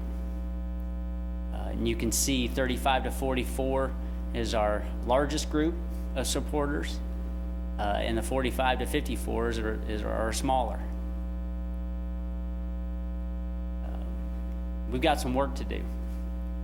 I sat down with Eric Reed last week and asked him, they did some preliminary surveys for their $130 million bond issue, and I asked him, where were your surveys at for the big package? He said our initial look was anywhere from 54 to 55%. They ended up passing that at 64 in support. Clearly, their education efforts made headway based on their survey results. And we know we've got that challenge ahead of us. We did ask questions about flooding, North Campus, and Aggieville. Mitigating flooding and improving stormwater drainage, clearly overwhelming support. North Campus intrigued me, seeing 66% in support or strongly supporting. The piece of that I figured would really sway people is the don't knows. North Campus corridor is not an easy thing to understand and digest. I was surprised that it was only 17.3% that didn't know whether or not we should support that project. But Aggieville consistently has been in the 70th percentile for support from the community. Possible timeline, resolution approving the question in May or June, public education June through November, and then question due to Riley County September 1st. Last day to register and advance voting then on the 15th and 16th, and election day then on the 5th. So this evening, looking for direction and feedback on whether or not that ballot question should be drafted and considered. Are you okay with the point 3? And does a question drafted by legal meet your expectations? Stand for any questions you may have. Questions? I would just say, Jason, that I am really, growth has been so important to this community to make it an attractive place for people to want to come in an era when economic decline is taking place all around us, actually. And in order for us to we can't, I really buy into the part about we can't stall or stop. We have to keep going. I do have a concern about initiating a sales tax addition too frequently, I guess. And we've just done, some. On the other hand, this is for a whole different era, and this has, as far as I'm concerned, is a reaction to the tax lid and the limits that have been placed on us. And if we want to accomplish some of this, we're going to have to do it this way in order to avoid trying to rely on the general fund, because we can't move where the lid is bumping. We're bumping up against it. So I'm going to support this. I think it's important for our future, seeing all these projects that we have had on the drawing board. I don't know where it stops, that upward movement at all. And I'd like for us, after, this is like one more bite here that we need to do, and then slow down a little bit, because we can't go any further with, as far as I'm concerned, the mill levy or the sales tax, or we have to have another kind of revenue, perhaps the internet sales tax or some other infusion of funding. So I would put this before the voters. That's where it needs to go, and because it's certainly something that our city is and our community needs, that infusion of and venues that will attract people here. So, but I did have a question about only 25% of the sales tax we collect is from out-of-town visitors. And I think I thought it was a lot higher than that. Where does that, that's that extrapolation you talked about? Yeah, with the pull factor of 1.33, if it was 1.0, if we basically generated no leakage and nobody came from outside, 1.0 on the sales that we would do in the community would be just over 800 million. Since we are a 1.33 pull factor, our sales at 1.1 billion, it's a math equation of the 1 over the 1.3 and then X over the 1.1 billion, and you're solving for that just to see what you would be at 1.0. Clearly at 1.33 we're doing 1.1 billion in sales, so it's just a math equation to figure out how much is actually coming from people who don't live in Manhattan. We clearly have leakage. I mean, all of us leave Manhattan and spend dollars, taxable dollars. We just gain that much more back. So those are rough numbers. I mean, they're estimates based on what we have for totals. But the 1.33 doesn't equate to 33% more. It equates to 25% more of the total. I was thinking with 40% of K-State employees living out of the city and a percentage of other employees that work here that live in all the surrounding counties, that it would be closer to 40%. But I can accept, if you have some basis for what you're saying, that's better than my. So the interesting pull factor data that we pulled up for counties, Riley County's pull factor is 0.77. Potawatomi County's pull factor is 1.4. It's higher than ours. It speaks to Manhattan city limits being in Potawatomi County and how much actually occurs in Potawatomi County in the city of Manhattan. There's a tremendous amount of sales that's generated there. The other analysis we've done is looking at a city tax versus a county tax. We generate as much in the city as if you draw the tax around the whole Riley County, including Manhattan, but not the Pot County side.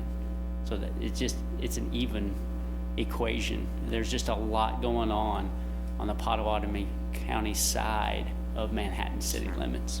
A lot of revenue. Thank you.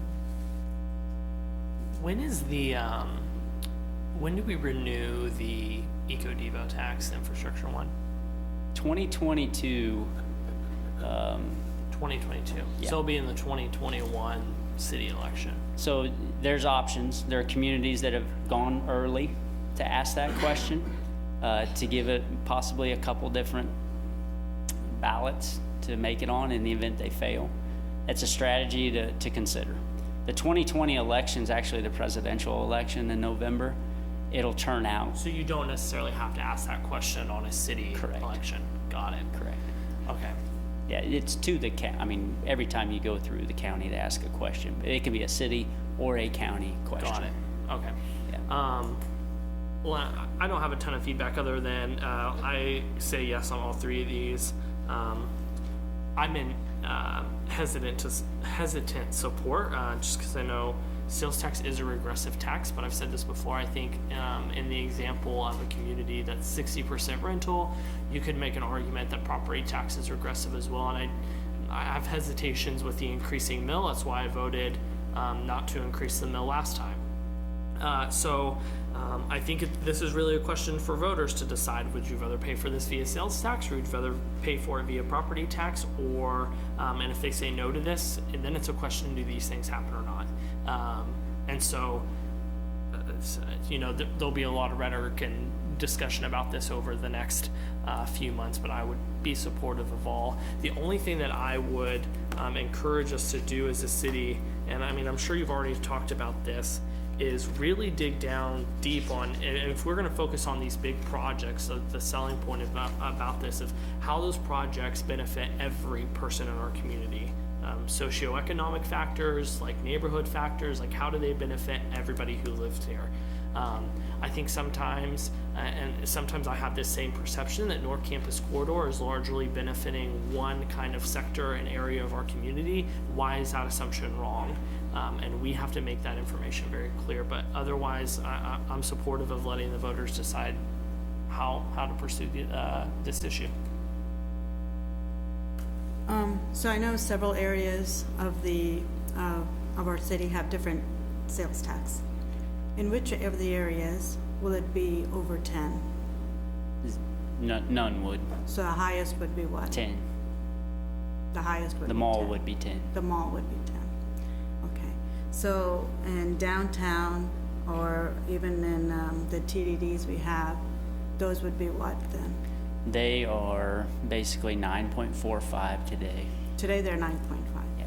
So 9.4, those 9.45. So they'd go, 9.45. yeah, they go to 9.75. Okay. So I just wanted to be clear that not all of them are going to be the same. Correct. And in several areas, it's going to be at 10, mainly Just the mall. the mall for Yeah. now, because other people might want to use that economic development resource at a different time in the next few years. Who knows how the city is going to go. I'm not in favor of the sales tax, but I'm not completely opposed to it, but I do want to see some modifications, because I think there's some assumptions being made. For example, if we're going to go with this draft question, I think it's very loosely worded, where it just says intended to reduce the impact on the ad valorem property tax burden. I'd rather have it more specific. I think all the other questions I've seen that were in the past, whether it was Riley County School District or the city, there were more specifics, exactly what is that money going towards. I think I would feel comfortable if it was dedicated to these projects. And I don't mind having a sunset date, because we are going to look at other sales tax revenues for other ones we're going to be coming forth. The sunset it's 10 years is what statute basically says today. I do think there are options. You can do a longer tax, but I've seen 15, but I think you actually the legislature may actually have to grant you that authority to go beyond 10. But I know communities and counties have submitted questions to the legislature and have had them approved to go longer. That's the problem with ours being, you need a full run of 30 years for that revenue potentially to pay off those projects. It just makes it it's a different process to get to that point. So can't we word it such that it will maybe not use the word sunset, but this will be in place till it's a dedicated revenue source for these specific projects? And if we use the permanent sales tax or statute, I'd have to ask Bill and Katie, even going from the 1% that's permanent today, hypothetically, let's just say the five of you said we only want a half. Right. We want to reduce it. I'll ask them. I'll speculate and say I think you may actually have to go ask the voters. I don't think you can do that. What do you mean? That you would have to pose that back to the electorate to even lower it because it's permanent. For this one? See, No, I'm not in, I'm Just kind of- permanent in general. Yeah, I'm kind of opposed to the permanent component of it, because I think this is, it's kind of misrepresented. Because even in the survey question, which is disappointing that we only had 1,100 out of the 6,000, so that's a very small percentage of our community. So the question, they said either strongly support or support, indicates currently the sales tax in Manhattan is at 8.95% in most areas of the community. The state of Kansas keeps 6.5% of the total sales tax revenue. The city of Manhattan dedicates much of the remaining revenues to operations in order to keep city reliance on property taxes low. So I feel like this almost indicates, would you support increasing the sales tax in order to keep the property taxes low. They're saying yes to that because they're thinking their property taxes are going to be low, almost substitute sales tax for property tax. And they may assume, if it was me and I was a layperson that read that my property taxes won't be raised by the city, the mill levy won't be raised during this time. That could be the assumption that people may have supported or strongly supported. I'm not sure, most of them when they tapped into this strongly support or support, thought, okay, I'm just going to say yes to the sales tax and probably the property tax is going to increase too. I'm not sure that's the way they saw it.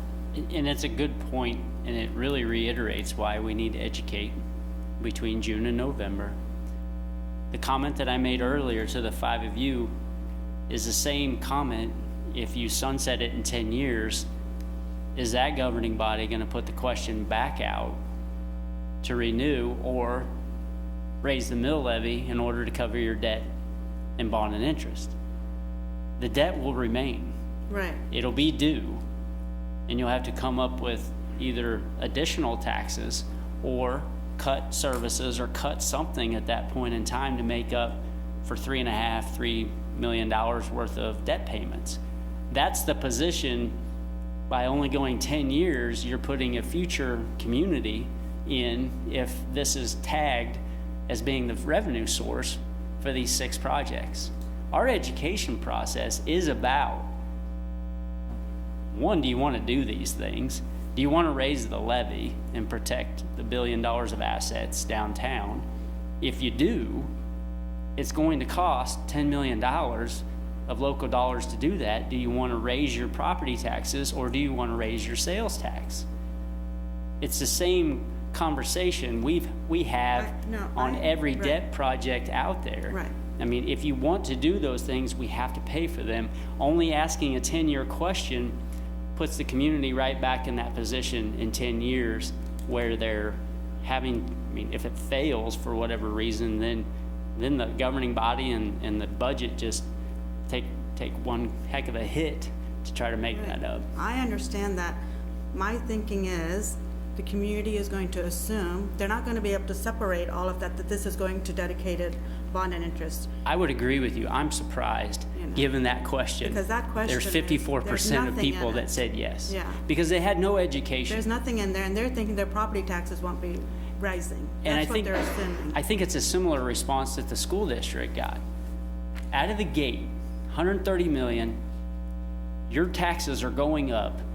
Are you in support of this? 54 out of the chute said yes. 64% voted yes. I think there's an opportunity with the education to get there. Move on to another point if we can. Well, I want this revised, is what I'm saying, and I don't know if the rest of you feel that way. It has to be, well, I don't know how you're gonna do the education process, because when we start talking about the budget, this is gonna come up again. My fear is if we go forward with this, and then we're gonna do the property taxes for the mill levy. And I don't wanna see that happen. I think this has to be clear, at least for the projects dedicated. I can't approve it in this manner tonight, unless there's some revisions. And, you might have a 4-1 vote on that. So I'll leave it at that. But I don't mind having a good discussion about it because it does raise a lot of people's money. And a lot of income is not raising, but everything else is raising, so. Well, my thoughts on this are, I think the folks that took that survey probably do believe that if we go with this sales tax, we won't be jumping the mill levy a huge amount. And I won't vote for increasing the mill levy if this thing passes as a sales tax. I mean, I prefer sales tax over mill levy, and the reason is, well, your charts brought that out. You actually pay less, no matter what income bracket you are, by paying the sales tax and doing property tax. And then if you highlight the business impact on this, we're gonna run some businesses out of here if we keep raising it. And my concern is, and one of the reasons I lean towards the sales tax is because the voters raised our mill levy almost 8 mills on that school bond. It's just that simple. If that hadn't happened, I may approach this differently. But they've already slammed us with 8 mills. We can't afford to put 6 more on there. Can't do it. People are gonna fold up their businesses and leave. Just isn't gonna happen, and we're gonna see an economic downfall. And that pull factor is very important. So I think this question's worded, right on the money. you know, the voters have got an option. We can either not build that stuff, and that is an option. We can just say, fine. It's going to be interesting if the airport closes because you don't improve the runway. But you could say no. It's probably the worst choice. The second choice is slap another 6 mills on top of the 8 we're already going to get. And I think that's just a non-starter. That isn't going to work for most people. A lot of people are going to make decisions that maybe Manhattan's not the place to live when that happens. And so the only option is to go with the sales tax increase, and this isn't really that big one. And the thing that's important, as you pointed out, you know, Potawatomi County, a lot of growth over there on that side of the city. So it'll capture that, which I've always felt that was the big hole in our economic development tax, is we're not capturing any of that over there. That half-cent eco-devo tax is not applied to the Pot County side of the city. And the only downside I see to this is I do want to see the eco-devo tax renewed, which has been successful in keeping the ad valorem tax down by about 2 mills, I think, on average over the years since we've had it in there, based on the charts. So the citizens understand that impact. I think that's one of the reasons that passed when it did in 2012.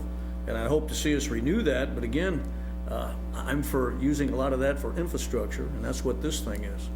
So I think, you know, based on the state law, and you know, it's got to be permanent, it can't be sunset, and I think, you know, as long as that tax is in place, you know, commission's got to understand, you can't be raising the mill levy by huge amounts, maybe minuscule amounts like 0.3, 0.4, but not 1, 2, 3 mills. Because if that happens, you can pretty much kiss the eco-devo tax goodbye then, because people will remember that. You know, this one will be on the ballot, you know, coming up, and then an eco-devo tax next. If the mill levy keeps going up, people are going to say, well, you can't trust those guys. They're just going to keep sucking in money and spending it. And I think we got to constrain some of the spending, and I presented some options for the budget to repurpose some other funds to take care of things. And so, you know, just based on the options, and I'd prefer not to raise any taxes, but I think the draft question does the least amount of damage. So I'll support it. Just had a couple of questions. Do we have debt service on other items right now covered by sales tax? I asked that question too because we used to have sales tax in our bond and interest fund, and since the LID's impact, we've really taken all the sales tax out. Other than the special purpose sales you've taxes. you've got the rec centers, you've got Right. the other projects that are helping with that, but Those are in the as far as 500,000 or 700,000 range, yeah. Right. But we used to have quite a bit of sales tax in the bond and interest fund, especially on good years. So that, but with the tax lid, it doesn't make sense to. Right. On the mill level, I've kind of lost track, but I thought when we were going through the budget last year that I thought the total was going to be 149, but I see it, at least for this time, we have 145. Is that right, or in the Our next mill. fiscal year, does it go to 149 and then add the 7.8 after that? our mill levy is 49. Yeah, I mean, It's 49.55, and see, I thought the total was 149. Is it only 145 for this 145. year? Yes, yeah, the county and us and USD is total 145? Because I was I'll thinking pull it last up. year when we had this discussion that was 149, but if not, It's I may not. be I a don't- year off. I think it is 145 right now. Okay, so then when we add the 7.8 to Commissioner Butler's, we're at 152 or so. And then, what's the current thinking on the years that we would ask for this versus Eco-Devo? I mean, are we're gonna do this one first and then come back for Eco-Devo a year early? Or how does that match up? yeah, I think we'll have certainly some opportunity. For us, the reason this issue's in front of us now is we're gonna have to start obligating ourselves. We already have started obligating ourselves on North Campus Corridor, although we have some funding streams or some potential, for example, we're gonna apply for a build-to-grant again, and if we're successful there, that'll lower that aspect of it a little bit. And there's certainly a few of those opportunities to try and leverage some other sources along the way on some of these projects, but not a lot. Because most of them are already obligated for grants. I mean, most of them have grant funding to begin with. So, it's really that timeline that we're facing now is if this is gonna be the way to do it. If we're not gonna do it that way, then we need to slow that project down or decide whether or not we're gonna do it. And then with the economic development tax not really expiring until 22, there's a lot of opportunity, and we'll certainly wanna visit with Riley County about that renewal component. The, this question's a little bit obtuse, but when you had that chart of applying sales tax to different levels of income, normally what happens is a person with a lower income pays a higher percentage than 30% for their of their dollars. So we may want to, not for this time, but we may want to just look at the methodology for that, because I think, yeah, I think some people might take objection to that. I think the good news is we're, as a tier 1 city, we're in decent shape compared to others, both on our standing on the amount of sales tax we charge, and then also on the draw we have. There's only a couple others that draw bigger than we do. Most of those are up, the two that I can think of are up Olathe and Lenexa. And maybe the other one is only marginally bigger than we are. The bad news is everybody's raising it, so it doesn't give much comfort overall to anybody. I think I'm okay with this. I think like Usha, I don't know if we can do this now, but we may want to just scratch our heads a little bit on how that proposal is framed to try to make it, I don't have any trouble with making sure that it lasts as long as these projects last, because I think that's our obligation, but I think we need to be fairly, if we can, be specific about where this is going. And we have in the same way that we went out to educate the public on Parks and Rec and educate the public on streets and so on. I mean, this is probably going to be heavier lifting than that, because the feedback we got on both those items was more strongly supportive, simply because that was on people's mind, particularly the roads. I mean, everybody kind of recognized that's an issue, but the education process is going to be important, just so there's no fooling.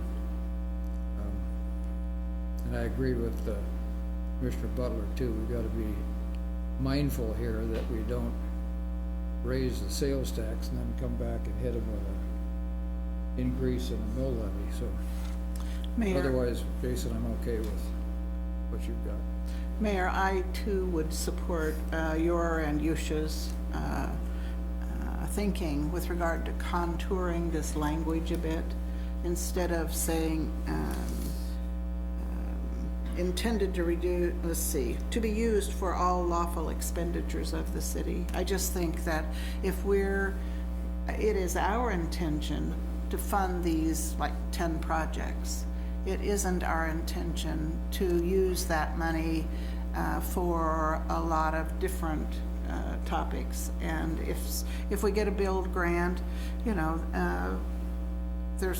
there's still going to be related costs to some of these.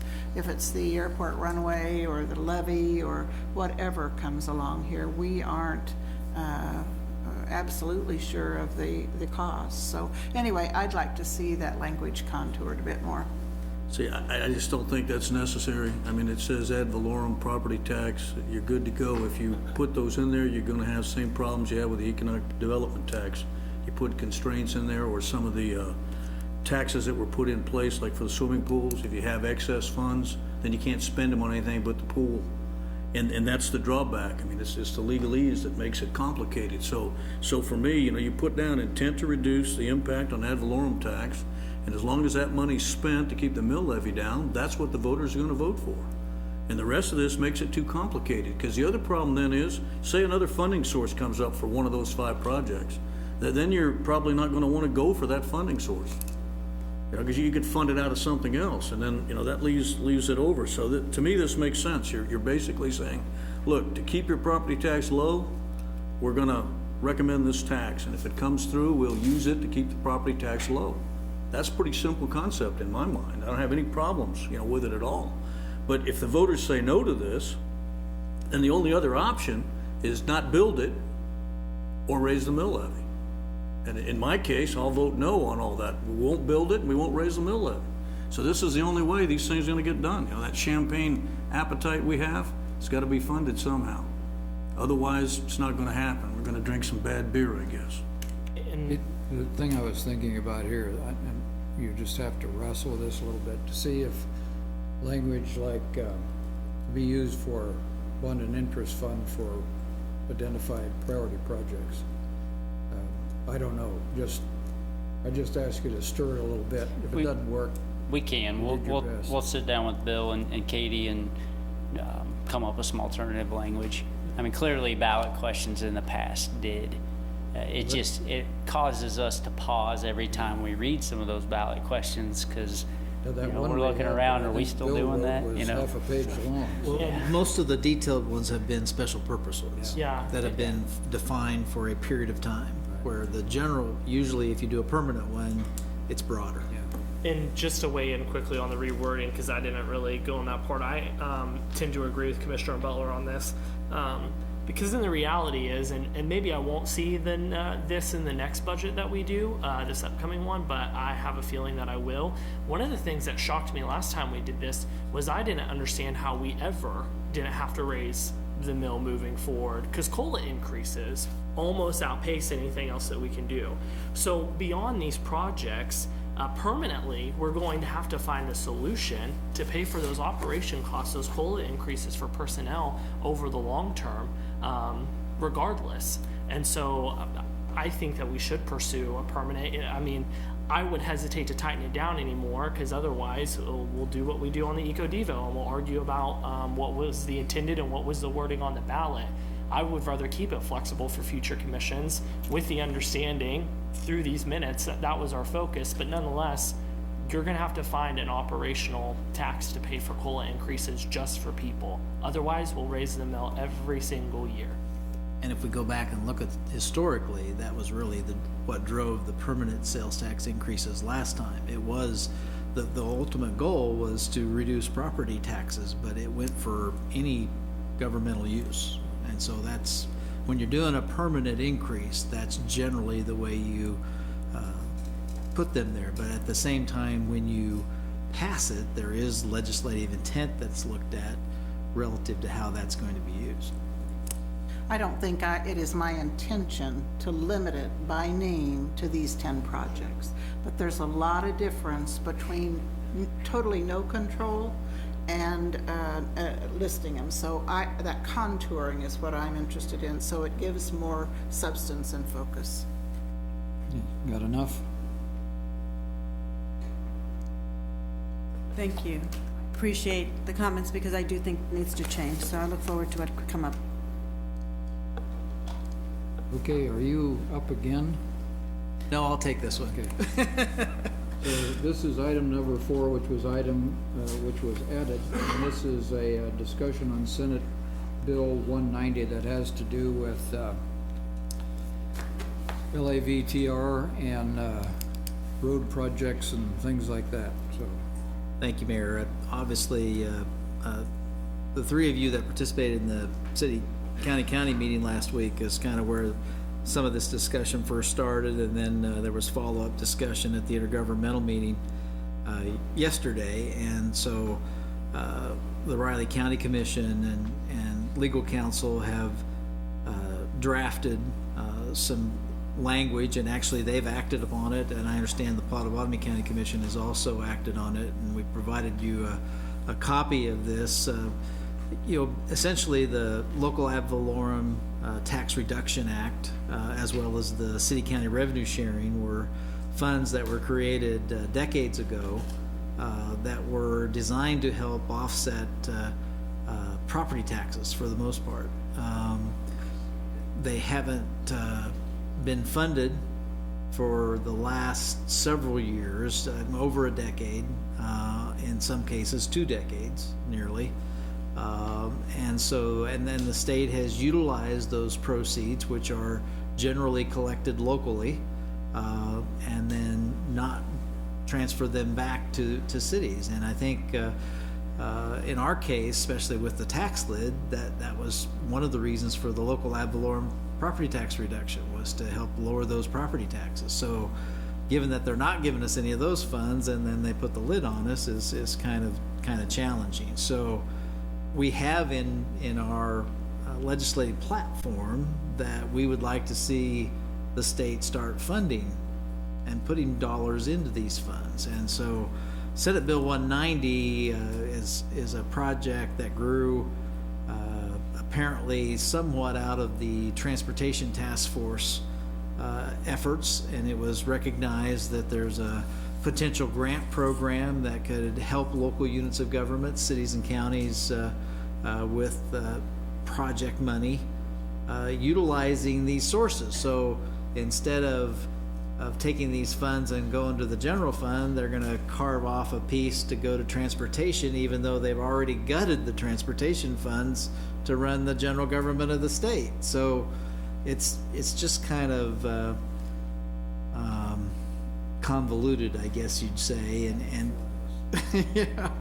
So it's one, you know, not to say that the proposed program that they're proposing is not a good idea. We think it is. It's just one of those things where, well, if you can afford to give some money out of the general fund to that, why can't you afford to give some money out of the general fund to the original intent? So the big issue that caused all the discussion was that, and traditionally, if you're amending a prior statute, then you repeal that old statute. And I think that's the repeal language that's in there to repeal both of those funds, I think are common to do whenever you amend those statutes. And so what we wanted to talk about was whether or not you wanted to join that effort in submitting, that your idea is good, but we don't agree that you should just repeal those old funds, and because they'll be, once you do that, they'll be gone. Now, the Senate has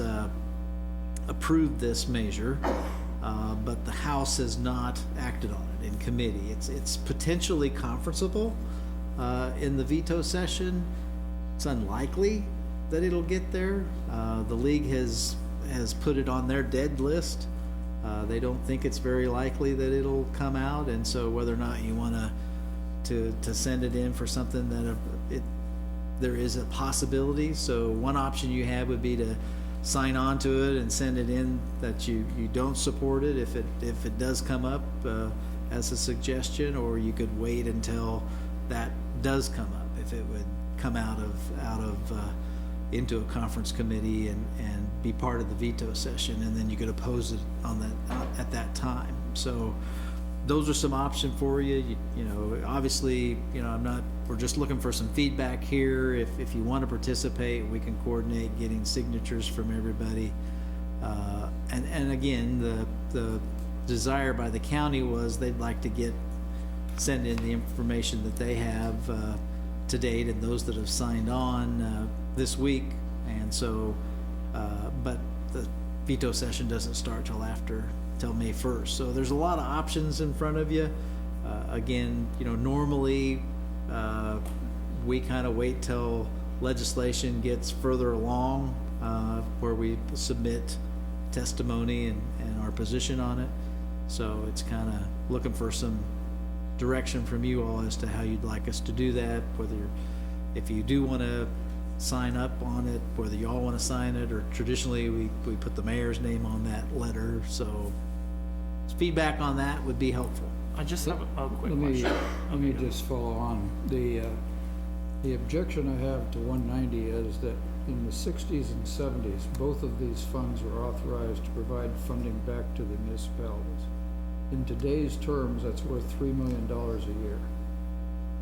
So when you look at SB 190, and as Ron said, if you look at Section 3, which is on the bottom of that, it repeals both of those. So in essence, it now says, well, we haven't given it to you since 2003 and 2004, so we're just gonna forget about it. It's no longer available at all. And oh, by the way, if you want money from KDOT, you're gonna have to send it in and get it 80/20. So we lose twice. And it, to me, is a nefarious bill, and I worry that somebody didn't read it. Because when you have to get down to section 3 and then find out from a lawyer that this is what it means, my suspicion is that a lot of people have said, well, this is a great way to fund cities for highways and bridges. Unfortunately, the small print says, but you're not getting any ad valorem, or you're not getting any city-county revenue sharing. So, anyway, That's why my question was, and thank you for iterating that. I guess the wording on the letter I don't really understand, because it almost makes it seem like we just oppose the lines that repeal that, but really inherently the entire bill, it doesn't really seem like it's a good idea or something that we support. So why isn't the letter more just saying we oppose SB 190? well, the 190, if you took the section 3 out, the continuation of LAVTR and revenue sharing would continue. It's just that this would provide a mechanism for municipalities to go into KDOT to request funding. So it turns it into like a grant almost. Yeah, but I mean, this was part of what they did, except for section 3. This is part of what they did in the transportation hearings. So then my question to that is, because I did read through the bill, it seems to me it's very, even if you took out that last part, it's very county driven. Yeah. The references to cities is struck out in most of that. And so can you explain to me how you think that process would work? Is this really something that would change to help Riley County, or how does this benefit the city of Manhattan? When Julie Lorenz the Secretary of Transportation, came in last week, Rob, week before last maybe, she came in and had a sit down with some of us right after she left KSU. She had a meeting up there, and this was one of the things that was on her platform. So one of it was some way to adjust for electric cars and hybrids, so that you could, since they don't use as much gas, they don't pay fuel tax the same. Oversized vehicles, toll roads. So in other words, if you build a new road, you ought to toll it, and then once it's paid, I assume the tolling comes off. And then the other one was 190, so a mechanism to get, for anybody, municipalities, the cities, the counties, to get into KDOT with a request. If their conditions are satisfied, then it's like a grant. It's the way we used to do it before, but it's on an 80/20. So if we take out the part of the repeal of the Section 3. the section 3, then this is just essentially a grant through KDOT. But how is that funded? Where does that money come from? Well, it comes from the money they're not giving us now. Partially. But I guess that's what I'm struggling with, is why don't we just oppose this whole bill and say you should be doing what you agreed to do since 2003? I think the feeling of the two counties was that the quick way to make sure that people kill this is to hit section 3. Because, I mean, the practice over the past 15 years has been that all that money is not returned to us and it all goes to the general fund. So we're probably not gonna win that battle. There's just some swords I want to die on. It's ugly. Okay, you've convinced me. I'm comfortable with signing it. I think this is, when County Commissioner Ron Wells presented it also at the city-county meeting, as well as the intergovernmental meeting, we had long discussions about this. And you're absolutely right. I mean, we didn't see that last line. I'm sure the people who signed it or who supported this didn't see that last line. And we've been wanting that money for a while, and completely to negate any of the needs of the communities is irresponsible. So what Clancy had recommended is if we just get rid of that one line, section 3, we should be okay with the rest of it. And I think most of us were in consensus with that suggestion. So yes, I do think, and I don't mind if all of us need to sign it or just the mayor. Either way, I'm comfortable with that. But the point being, it does need to show that we are united in this. And I'm glad the USD 383 also was going to sign on to it, as well as Potawatomi County, and you said they already did. So I think this is the right direction to go with this. The way I've got it, is it has all of our signature blocks on it, so if that's consensus, we'll just send it down the table. Yeah, I read all of it, and it makes sense. I mean, we may not get any more money for them, but at least this leaves us the option, and, you know, that chart that showed the 6.5% sales taxes going there, it's just aggravating. So I'm all for it 100%. It's almost like a shell game or one of those midnight kinds of legislation that you shoot through and nobody reads it, nobody pays attention, and you end up with really an unintended consequence. And so and quite frankly, I really want us to be able to cooperate with both counties on this, and in the school district. This is a perfect model for that kind of inter-region cooperation. So I'm eager to do that. All right, I think that is the end of business for tonight. We'll stand adjourned. I'll send this down the table for signature.